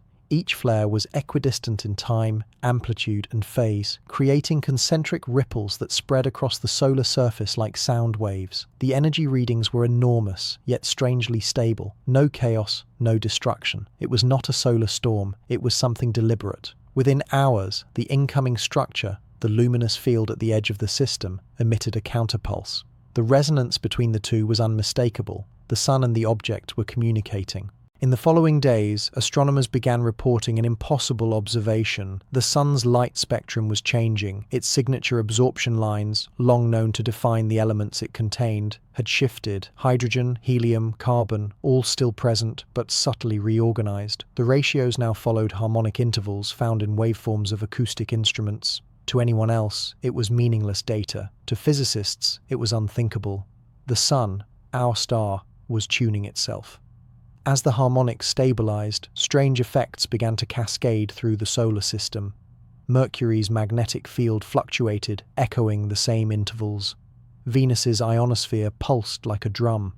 Mars's upper atmosphere developed thin, glowing filaments that lingered for hours after sunset. Even Jupiter's immense magnetosphere began to hum, a low, resonant tone that spacecraft microphones recorded as vibration, not radiation. On Earth, the skies changed again. The auroras no longer appeared sporadically. They became constant, faint, a permanent band of pale light that wrapped around the poles like luminous halos. Each night, they pulsed in slow, rhythmic waves. At first, people found them beautiful. Then, the dreams began. All over the world, reports poured in of identical imagery during sleep. Vast geometric corridors made of light, suns woven together by filaments that pulsed like living veins. The dreamers described hearing low tones, almost music, resonating through endless space.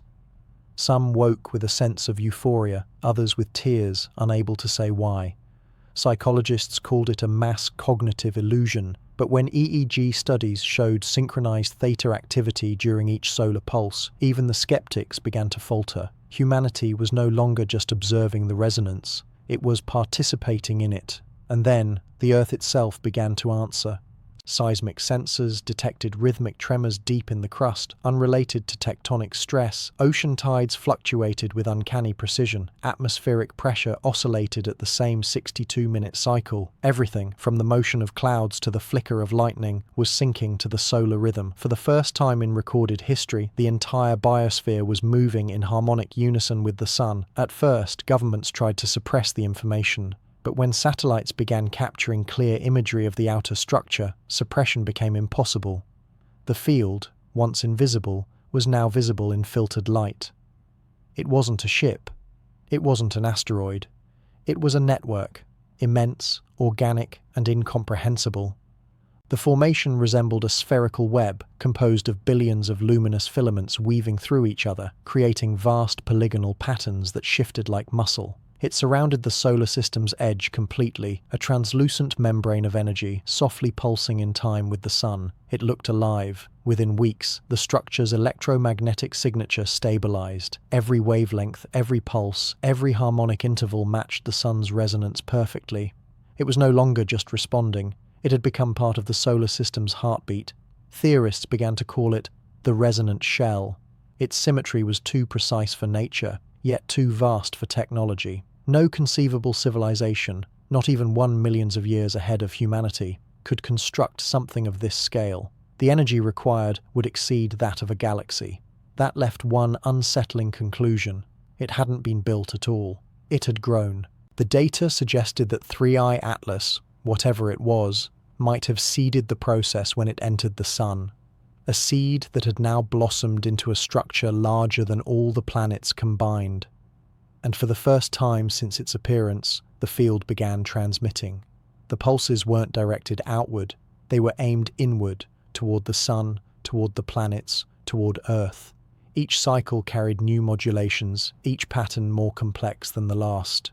When converted into sound, the transmission resembled a voice, not language, but cadence, rising, falling, breathing. It wasn't chaotic, it was waiting, and the waiting wouldn't last long. Because every 62 minutes the pulse grew fractionally faster, the system was accelerating, and no one knew what would happen when the cycle reached its limit. Within a week of stabilization, the resonant shell was no longer just an astronomical curiosity. It had become a global fixation. The live feeds from solar observatories, though filtered and fragmented, revealed something that should have been impossible. The sun was changing shape, not literally in form, but in its light, in the very structure of its emissions. Spectrographs showed its corona forming vast hexagonal regions, their edges pulsing faintly in rhythm. At first, scientists called them interference artifacts, but when independent observatories confirmed identical geometry, pixel for pixel, the truth became undeniable. The sun's surface had organized itself into patterns, deliberate, mathematical, symmetrical. The solar flares no longer erupted randomly. They followed the grid, rising and collapsing in time, each event balanced by another on the opposite side. The entire star had become a synchronized instrument, a living metronome of light and magnetism. To some, it was a sign of balance, a cosmic harmony beyond comprehension, but to others, it was the signal of something much worse: control. Avi Loeb, in his final public statement before vanishing from all communication channels, wrote, "When a star begins to act like a transmitter, it means it is no longer acting alone." At first, that quote circulated as scientific poetry. But days later, when Earth's own atmosphere began to echo the pattern, the poetry became prophecy. Satellite imagery captured the first evidence: faint, concentric distortions rippling through the upper atmosphere, visible only under polarized light. They mirrored the hexagonal grids on the sun's corona perfectly, and they were expanding. The pulses weren't just washing over the Earth, they were shaping it. Ozone levels began to fluctuate rhythmically. The magnetic poles flickered, their boundaries shifting by microdegrees in perfect sync with the solar rhythm. Radio systems began to hum softly, even when powered off. Engineers reported interference patterns that seemed to speak in structured harmonics, like a code playing on every frequency at once. Even digital systems started to behave strangely. Machines synchronized unintentionally. Clocks that had drifted seconds apart suddenly realigned to the same moment. Data centers reported simultaneous checksum errors, the same error repeating globally every 62 minutes. Some began to whisper a terrifying phrase: "The frequency is rewriting time." In coastal regions, another phenomenon appeared: faint, shimmering curtains of light along the horizon, visible even in daylight. At night, they intensified, cascading like slow auroras over oceans and mountain ranges. The colors shifted with precision: blues, golds, silvers, repeating in mathematical intervals, forming spirals that reflected the geometry of the solar grid. The spectacle drew millions of eyes skyward. People stopped their cars, left their offices, stood in silence as the sky pulsed gently above them. No one could look away. It wasn't chaos or destruction, it was beauty, impossible, structured beauty, and that made it even more frightening. For the first time, the pulses began producing measurable gravitational effects. Seismometers registered subtle rhythmic vibrations deep within Earth's mantle. perfectly aligned with each solar cycle. Satellites in geosynchronous orbit detected slight deviations in velocity, as if gravity itself were fluctuating to the same unseen beat. It was no longer just radiation or magnetism. The resonance had reached the fundamental structure of space-time. In Tokyo, researchers at the Kamioka Observatory detected a burst of neutrinos arriving exactly 0.62 seconds before each pulse, a lead time that suggested predictive synchronization. Something was anticipating the sun's rhythm before it even happened. And then, one night, the sky changed again. Observers in Chile were the first to notice it. A faint lattice of light appeared across the upper atmosphere, so large and so faint it took hours for anyone to realize it wasn't a cloud. Through high-exposure photography, the pattern became unmistakable, hexagonal, geometric, mirroring the corona's own grid. The Earth had developed its own reflection of the sun's pattern. It was as if the planet had become part of the same network. Within 24 hours, similar grids appeared above Europe, North America, and the Indian Ocean. Each formation pulsed faintly in sync, as though the planet itself was breathing with the star. The media called it the mirror sky.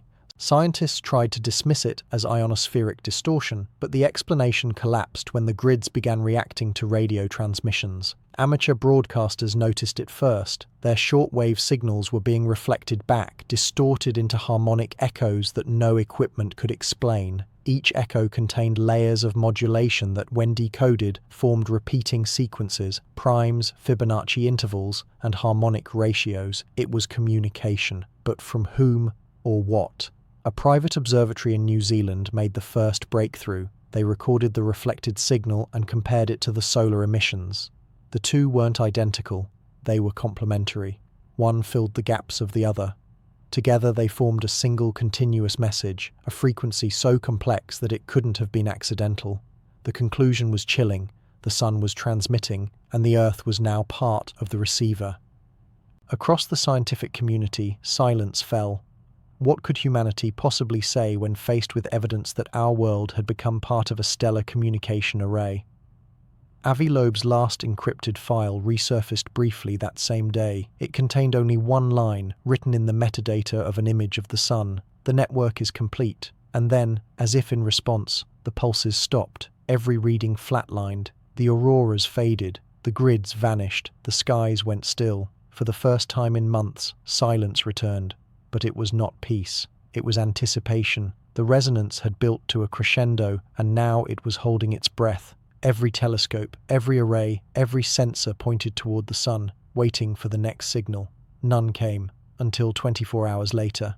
At precisely the same moment across the world, all solar instruments activated themselves, even those offline. Powerless observatories turned on. Decommissioned satellites began transmitting. Across the electromagnetic spectrum, a single image appeared. A map, not of the solar system, not of the galaxy, but of something larger. A lattice of stars, each connected by filaments of light, thousands of them, pulsing in synchronization. At its center glowed the sun, burning brighter than all the rest, and beneath it, in faint modulation, a simple sequence repeated 3 times. Phase 1 complete. At first, no one understood what Phase 1 complete meant, but the silence that followed was heavier than before. The sun had gone quiet. No flares, no pulses, no electromagnetic interference. Instruments that had once been overwhelmed with data now returned only static. It was as if the entire system had exhaled, exhausted from whatever process had just concluded. For 72 hours, the world waited. Then, on the 4th day, the sun flickered, once, faintly. Every observatory on Earth caught it at the same instant, a single frame of light brighter than any solar flare in recorded history. And hidden within that flash was data, compressed, structured, encoded in light itself. It wasn't radiation, it was information. When decoded, the pattern revealed something extraordinary. A series of layered fractals, each repeating a geometric motif identical to those forming in Earth's atmosphere weeks prior. Each shape contained further structures nested within, and at the heart of every iteration was a spiral, rotating clockwise, endlessly. Mathematicians recognized the ratio immediately, the golden mean. Phi. The sun had just transmitted the mathematical fingerprint of life. The revelation sent shockwaves through every corner of the scientific community. It wasn't just a message, it was a blueprint. The encoded data resembled molecular geometries, energy pathways, even the harmonic frequencies found in biological systems. It was as if the sun had begun broadcasting the architecture of consciousness itself. But the question remained, to whom? That answer came sooner than anyone expected. On the fifth day, the resonance returned, but not from the sun. It originated from Earth, deep beneath the planet's crust. Seismographs detected repeating harmonic tremors radiating outward from the core, matching the same 62-minute cycle that had once belonged to the sun. Earth had started to pulse on its own. The realization was staggering. The resonance wasn't merely being received anymore, it was now being re-emitted. The planet had become an active node in the same cosmic network that began with 3i Atlas. The implications were terrifying. If the sun had tuned the Earth, what would come next? Theories spread rapidly. Some claimed the resonance was a cosmic communication system, a galactic neural web connecting star systems capable of sustaining life. Others whispered darker ideas, that the network was designed not to connect, but to control. A team at CERN made the most chilling discovery of all. While analyzing gamma fluctuations during the last solar flare, they noticed microbursts of neutrinos containing structured intervals, mathematical sequences repeating in increasing density. When the intervals were converted to sound frequencies, they formed a rising tone, accelerating gradually over time. It wasn't random noise, it was counting. The flare had started a countdown. No one could say what it was counting toward. The interval suggested 9 days, a cycle that, if accurate, would end just as the sun reached a predicted magnetic inversion. Governments quietly moved into contingency mode, satellites were repositioned, power grids fortified, astronomers were ordered to transmit no new public data, yet amid the secrecy the resonance grew louder, more invasive. In certain latitudes, people began to hear it, an almost inaudible hum that seemed to emanate from the air itself. It wasn't tinnitus. The tone fluctuated in perfect sync with solar time. Animals reacted first. Whales in the Pacific altered their migration patterns, following invisible lines through the ocean that matched the resonance's field. Birds began flying in perfect hexagonal formations, visible only when tracked by radar. Even plants began to exhibit rhythmic changes in electrical activity, opening and closing leaves in harmonic intervals. The Earth wasn't just resonating, it was transforming. Meanwhile, solar researchers at the European Space Agency decoded the second transmission embedded within the flare's residual light. The data formed a visual pattern when processed, an image that stopped everyone in the room. It was a map, but not of the galaxy, nor even of space. It was of energy flow, streams of power connecting the sun, Earth, and the outer field now surrounding the solar system. Each line pulsed slowly, like veins carrying light instead of blood. And at the intersection points, where those streams converged, there were new markers, faint but distinct, 9 in total, each one labelled with a single word: activation. Within hours, the world realised what the countdown was for. Each pulse from the sun corresponded with one of those 9 nodes, massive energetic alignments predicted to occur across the solar system, culminating in a final event when all 9 reached resonance. The first activation came sooner than anyone expected.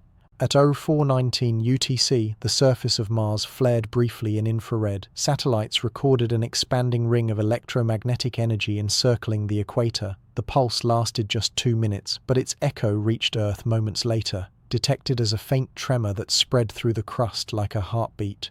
By the time the second pulse struck near Jupiter's orbit, it was clear. The activations were sequential. Each planet was being synchronized. Every world connected to the sun was now part of the same harmonic chain. A sense of quiet panic began to spread. The public demanded answers, but governments said nothing. Space agencies issued routine denials. Yet the evidence was visible even to amateurs. The planets were brightening in infrared, glowing faintly at intervals that matched the solar cycle. Then came the human effect. Hospitals across continents began reporting identical neurological anomalies. Brief moments of synchronized brainwave activity across patients thousands of miles apart. Some occurred in sleep, others during waking hours. For most, it lasted seconds, but for a small number of individuals, it triggered what they described as episodes of vision. Those affected claimed to see the same thing, a vast lattice of stars connected by threads of light, expanding endlessly into darkness.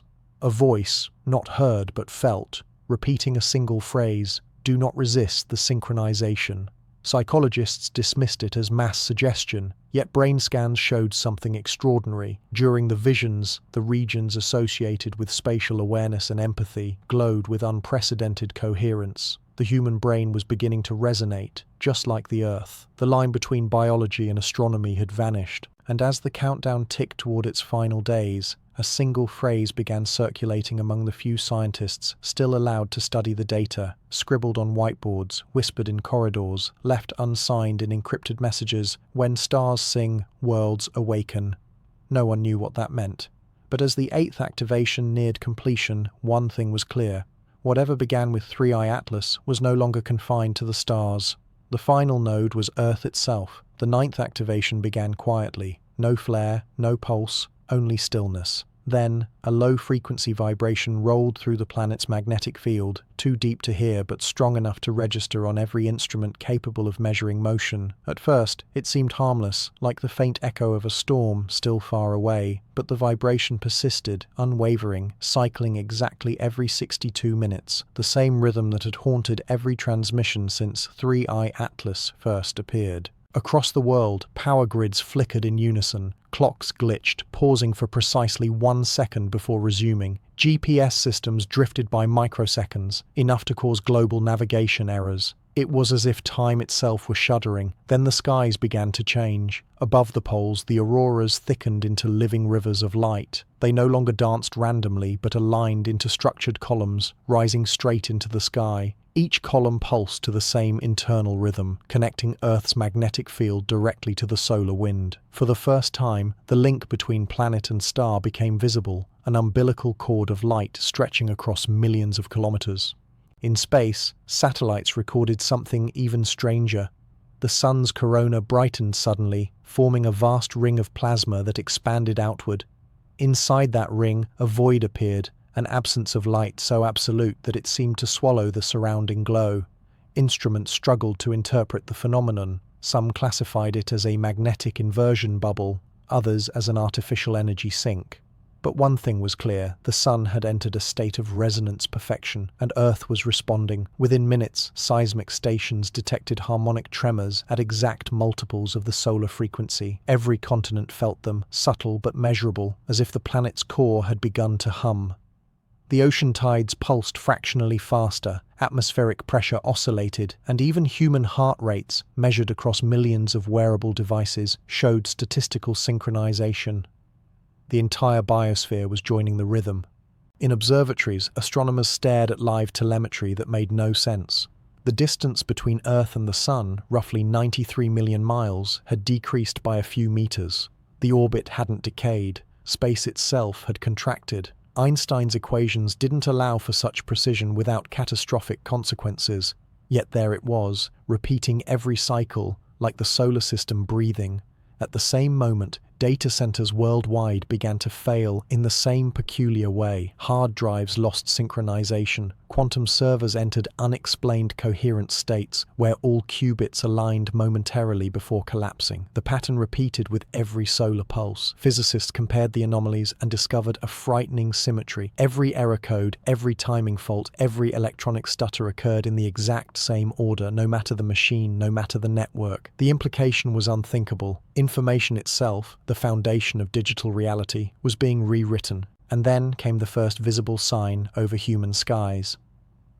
Shortly before dawn in Chile, observers noticed a faint structure within the aurora, a hexagonal lattice rotating slowly, stretching across the upper atmosphere. As daylight spread, it became clearer, an enormous pattern of glowing geometry hovering above the planet.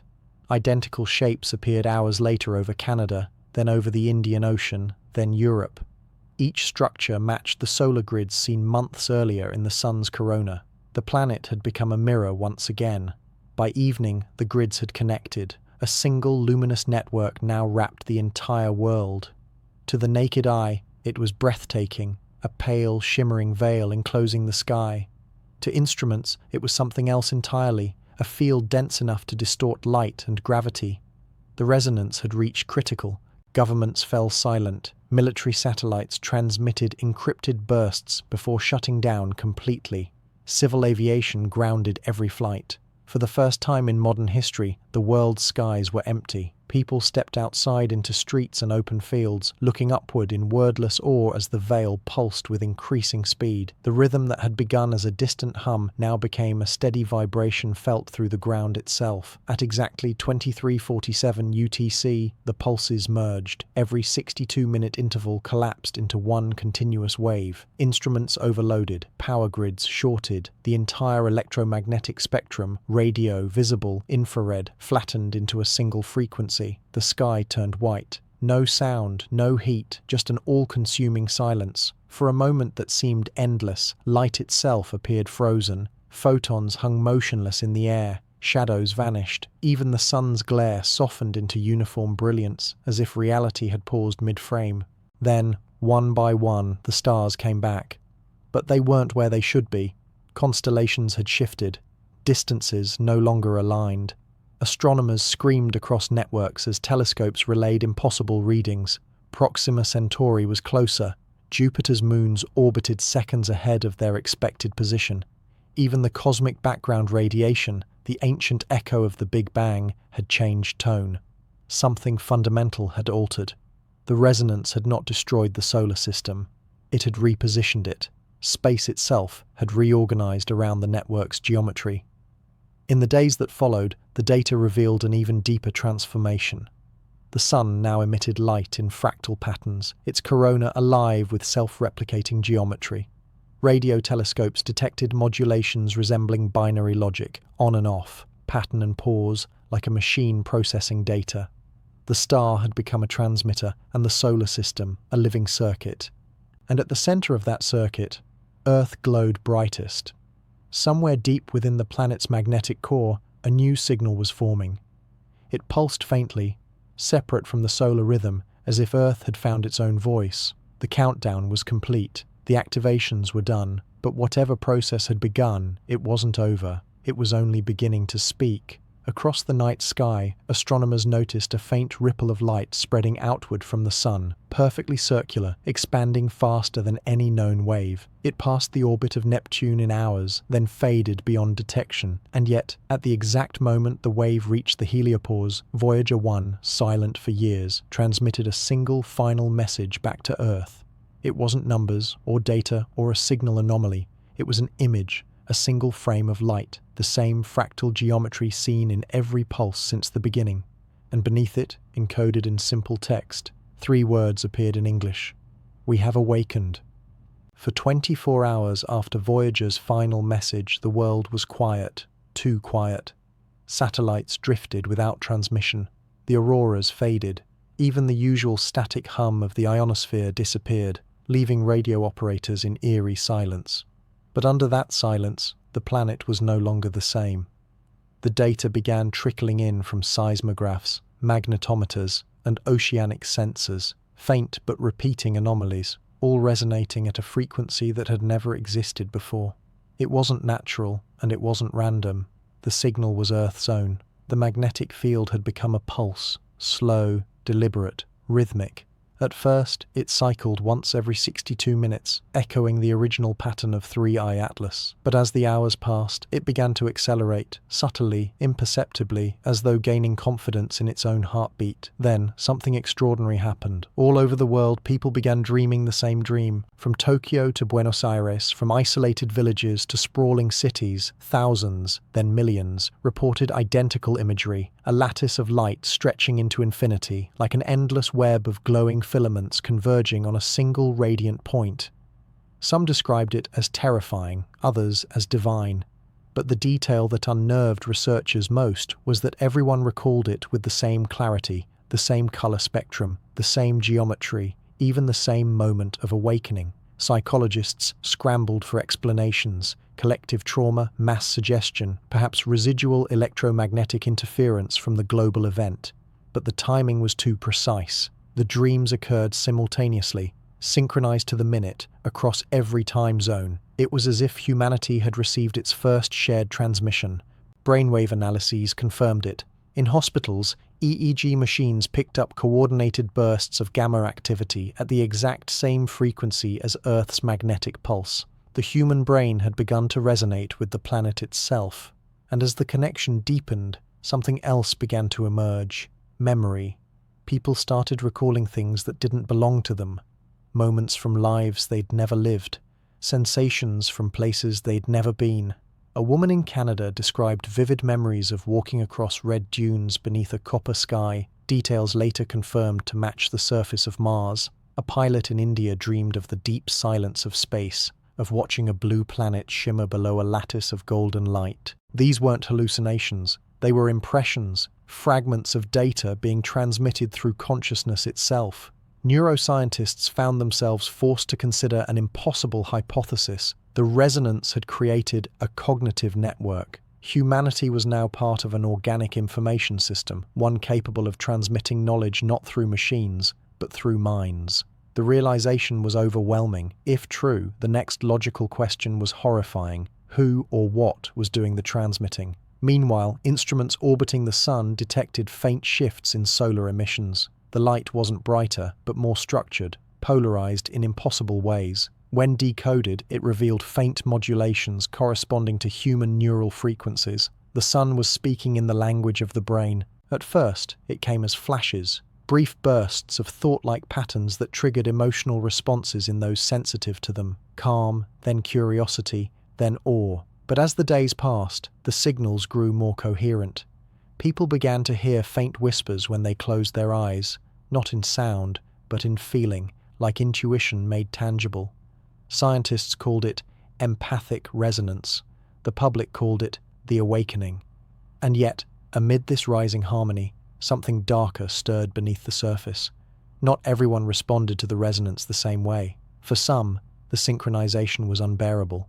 Hospitals began to see waves of patients suffering from sensory overload, their brains unable to handle the sheer influx of shared data. They described feeling invaded by light, as if their thoughts were no longer private. Governments classified the condition as cognitive synchrony disorder. But even that name couldn't hide the truth. The human mind was no longer fully human. Then came the first blackout. At precisely 03:11 UTC, every communications satellite orbiting within the Earth-Moon system shut down. Not through mechanical failure, through command override. The systems received instructions that didn't originate from Earth. The commands were written in a hybrid code, part binary, part fractal pattern. The source, triangulation, placed it exactly where 3i Atlas had been last seen. It was still there. Astronomers couldn't detect it visually, but its gravitational influence persisted, faint, deliberate, like the shadow of something just beyond perception. It wasn't leaving, it was anchored, and when data reconstruction teams decoded the partial transmission that followed, they found a chilling message hidden in its harmonic layers. Not words, not symbols, but a pattern, identical to the neural activity of the human brain during empathy response. 3i Atlas wasn't communicating to humanity anymore. It was communicating through it. In laboratories across the world, researchers began to notice subtle behavioral shifts. Language patterns simplified, emotional responses became more uniform. Conflict seemed to drop temporarily, replaced by a strange collective calm. For the first time in recorded history, global aggression levels declined. The world felt still, peaceful, but to those who looked closer, that peace felt unnatural. An astrophysicist at the European Southern Observatory described it in her private log. It's as though something is holding the human race in suspension, a pause before the next step. Every instinct tells me we're being prepared, not saved. Her note was time-stamped exactly 3 hours before every atomic clock on Earth synchronized spontaneously to zero, not reset, aligned. Every clock, every network, every timekeeping mechanism, mechanical or digital, ticked to the same unified second, and then stopped. Just for a heartbeat, long enough for every living thing to feel it. The animals fell silent. The wind stopped. Even the ocean waves froze mid-motion. The entire planet held its breath in perfect stillness, a global pause so complete that no one who lived through it would ever forget the sensation. When the second hand resumed, time moved normally again, but nothing felt the same. The synchronization wasn't just in data or thought anymore, it was in time itself. And that was when the final anomaly appeared, not in the sky, but in the deep. Oceanic sensors near the Mariana Trench detected a rising thermal signature, immense, regular, pulsing. It wasn't volcanic, it was rhythmic, intelligent. The pulse matched the same frequency that began with 3I Atlas. And as submarines descended to investigate, their sonar returned one impossible reading, a perfectly symmetrical structure miles wide, rising slowly from the ocean floor. It wasn't rock, it wasn't metal, it was the same material detected in the body of 3I Atlas months ago. It was part of it, and it was waking up. At first, the sonar image seemed like an error, a symmetrical distortion created by overlapping echoes. But as the signal repeated, the truth became undeniable. The structure beneath the Pacific wasn't natural, it was engineered. Rising slowly from the abyss, its outline formed a shape older than human architecture and yet eerily familiar, a perfect spiral encased within a hexagonal lattice. The same geometry found in every 3I Atlas transmission, in the solar flares, in the dreams. It wasn't emerging by accident, it was arriving on cue. As it ascended, deep-sea sensors recorded an electromagnetic field powerful enough to disrupt nearby currents. The temperature around the structure rose by 3 degrees, and its surface began reflecting sonar in fractal patterns, light where there should be none, order where chaos should reign. For hours, it hovered just above the seafloor, motionless, humming. Then it opened. The first visual feed came from an unmanned submersible near Guam. Its camera captured a column of light erupting upward from the trench, extending straight through the ocean and into the sky. Ships as far away as Hawaii reported seeing the glow pierce the clouds, a beacon of blue-white fire visible even from orbit. The pulse frequency matched the sun's. At that moment, every observatory on Earth detected a shift in the resonance pattern. The synchronized hum that had united the solar system fractured into 2 distinct tones. One came from the sun, the other now originated from Earth. The 2 waves collided, producing a phenomenon scientists could only describe as constructive interference on a cosmic scale. The overlapping frequencies amplified one another, creating a resonance field large enough to alter gravitational balance. For the first time in recorded history, the moon's orbit shifted by a measurable margin, and with it, the tides responded violently. Shorelines glowed with faint phosphorescence as plankton and minerals reacted to the surge of energy coursing through the oceans. Fishermen off the coast of Chile described the sea breathing, rising and falling rhythmically, though no storm was present. Then came the voice, not audible, not broadcast, but felt. A pressure behind the eyes, a whisper beneath the sternum, a thought so vast that no single human language could express it. Across the world, people dropped what they were doing and looked upward. Some wept, others collapsed. Every living being on Earth heard it differently, but the message was the same. The synchronization is complete. It wasn't a warning, it was a declaration. In that instant, the object beneath the ocean began to move, not upward, but outward. It unfolded, expanding its lattice like the opening of a flower. The structure spread across the Pacific floor, its pattern connecting to ancient fault lines, magnetic anomalies, and deep tectonic conduits. It wasn't just in the ocean anymore, it was integrating with the planet's very skeleton. Geologists reported anomalies near every continental plate, identical electromagnetic pulses radiating outward, connecting the globe in an invisible network. The planet's crust had become an interface, and its core a transmitter. Earth had joined the system completely. In the skies, satellites detected thin bands of plasma forming rings around the planet, invisible to the naked eye, but clear in ultraviolet. They rotated slowly, aligned perfectly with the sun's magnetic field, as though Earth had sprouted a halo made of energy. Every pattern pointed to one truth. This was not invasion, nor accident. It was assimilation. And yet, amid the awe, a single anomaly persisted, a break in the resonance located in the region of the original impact vector of 3I Atlas. It appeared as a faint void within the otherwise perfect harmonic grid, as if something massive existed there, absorbing rather than emitting energy. Astronomers triangulated the coordinates. It wasn't in space anymore. It was here, directly above the equator, hidden within the alignment of the solar field. Cloaked, silent, and waiting. Within hours, the European Space Agency confirmed it. Using deep-field optical arrays, they detected gravitational lensing consistent with a massive, irregular object, nearly 1,000 kilometers across, positioned just outside Earth's orbit. It was neither comet nor asteroid. Its density was far too low, its surface temperature too controlled, it was hollow, and its core emitted the same pulsing signature as the oceanic structure below. 3I Atlas hadn't passed through the solar system, it had anchored itself within it. While the world watched, the object began to shift, its outer layers rippling like fluid metal, its shape distorted, expanding along the same hexagonal geometry that now defined Earth's electromagnetic field. For the first time, humanity could see the entire pattern, planet, star, and visitor, all vibrating in unison. The sun brightened, the oceans glowed, and the void that had been 3I Atlas opened like an iris. From its core, streams of plasma extended outward, connecting to the halo surrounding Earth. The entire solar system flickered, then steadied into a blinding uniformity of light. It was no longer multiple objects, it was one network. Every signal, every magnetic fluctuation, every flicker of data converged into a single pattern, a perfect harmonic signature encoded in golden ratio. It was the same spiral that had haunted human observation since the first photograph. And then, the systems on Earth, all of them, began to record data they could not interpret. The signals weren't just frequencies anymore. They contained instructions, layers upon layers of encoded structure, mathematical constants, atomic sequences, and eventually something unmistakable, a map, not of space, of time. The instructions pointed backward through epochs, across eons of celestial motion, aligning every known extinction event with a repeating solar pattern.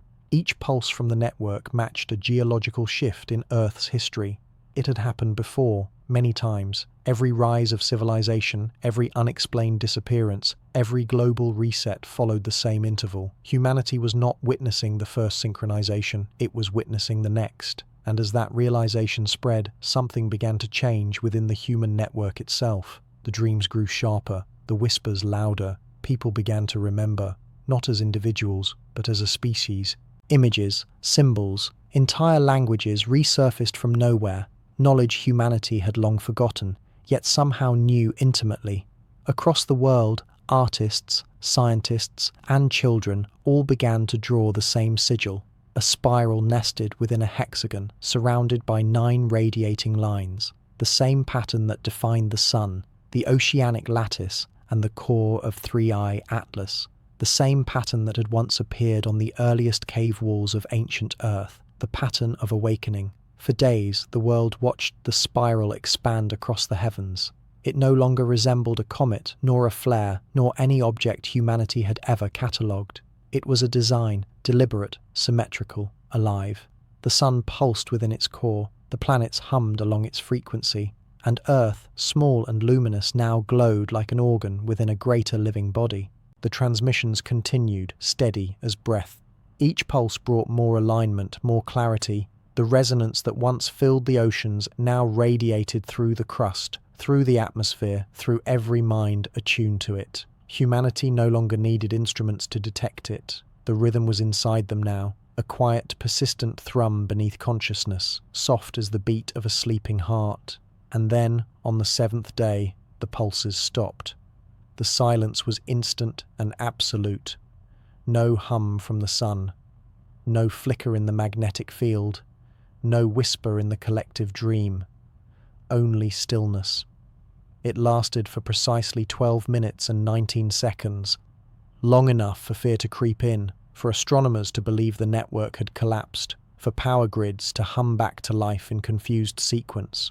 But just as the world began to breathe again, every screen, every satellite, every receiver filled with the same image, a human silhouette.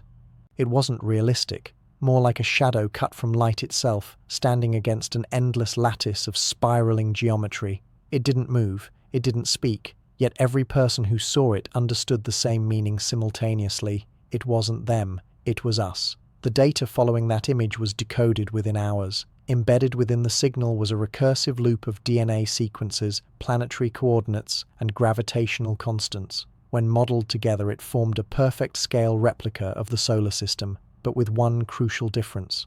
The sun wasn't at the center, Earth was. For the first time, the human species occupied the focal point of a cosmic pattern. The message wasn't a threat, nor a warning. It was an equation, a declaration of completion. The synchronization had been preparing Earth for this exact configuration, the final alignment. And just as humanity realized this, telescopes across the world caught something extraordinary. Every planet in the solar system began to shift ever so slightly, not in orbit, but in resonance. The magnetic fields aligned, the gravitational vectors softened, and the entire solar structure folded in upon itself, forming a single coherent waveform. For a few eternal seconds, everything, planets, light, matter, thought, existed as one. Then came the voice again, but this time it wasn't alien, it wasn't distant, it was human, layered, infinite, familiar. It spoke softly, like memory-made sound. You were never alone. You were always becoming. And with that, the waveform collapsed into silence. When the light returned, the spiral was gone. The skies were empty once more. The sun shone steady. The auroras retreated, and the world felt untouched. But the change was undeniable. Time itself had shifted. Instruments showed the Earth's orbital period had shortened by exactly 1 second. Subtle enough to ignore, yet precise enough to mark a beginning. And in that silence, that gentle, impossible quiet, the planet exhaled. For some, life continued as before.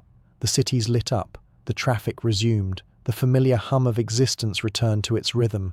But those who had listened closely, who had felt the resonance in their bones, knew something had changed forever. The stars above no longer held their former distance. They felt nearer, watching, waiting, and somewhere, deep within the Earth's magnetic field, a faint heartbeat continued to echo. The remnant of that impossible rhythm, still pulsing in time with the sun. The signal wasn't gone. It was home. And as the screen fades to black, you are left with one quiet, unshakable thought, that maybe the reason the cosmos feels so silent is not because no one is speaking, but because it's waiting for us to finally listen.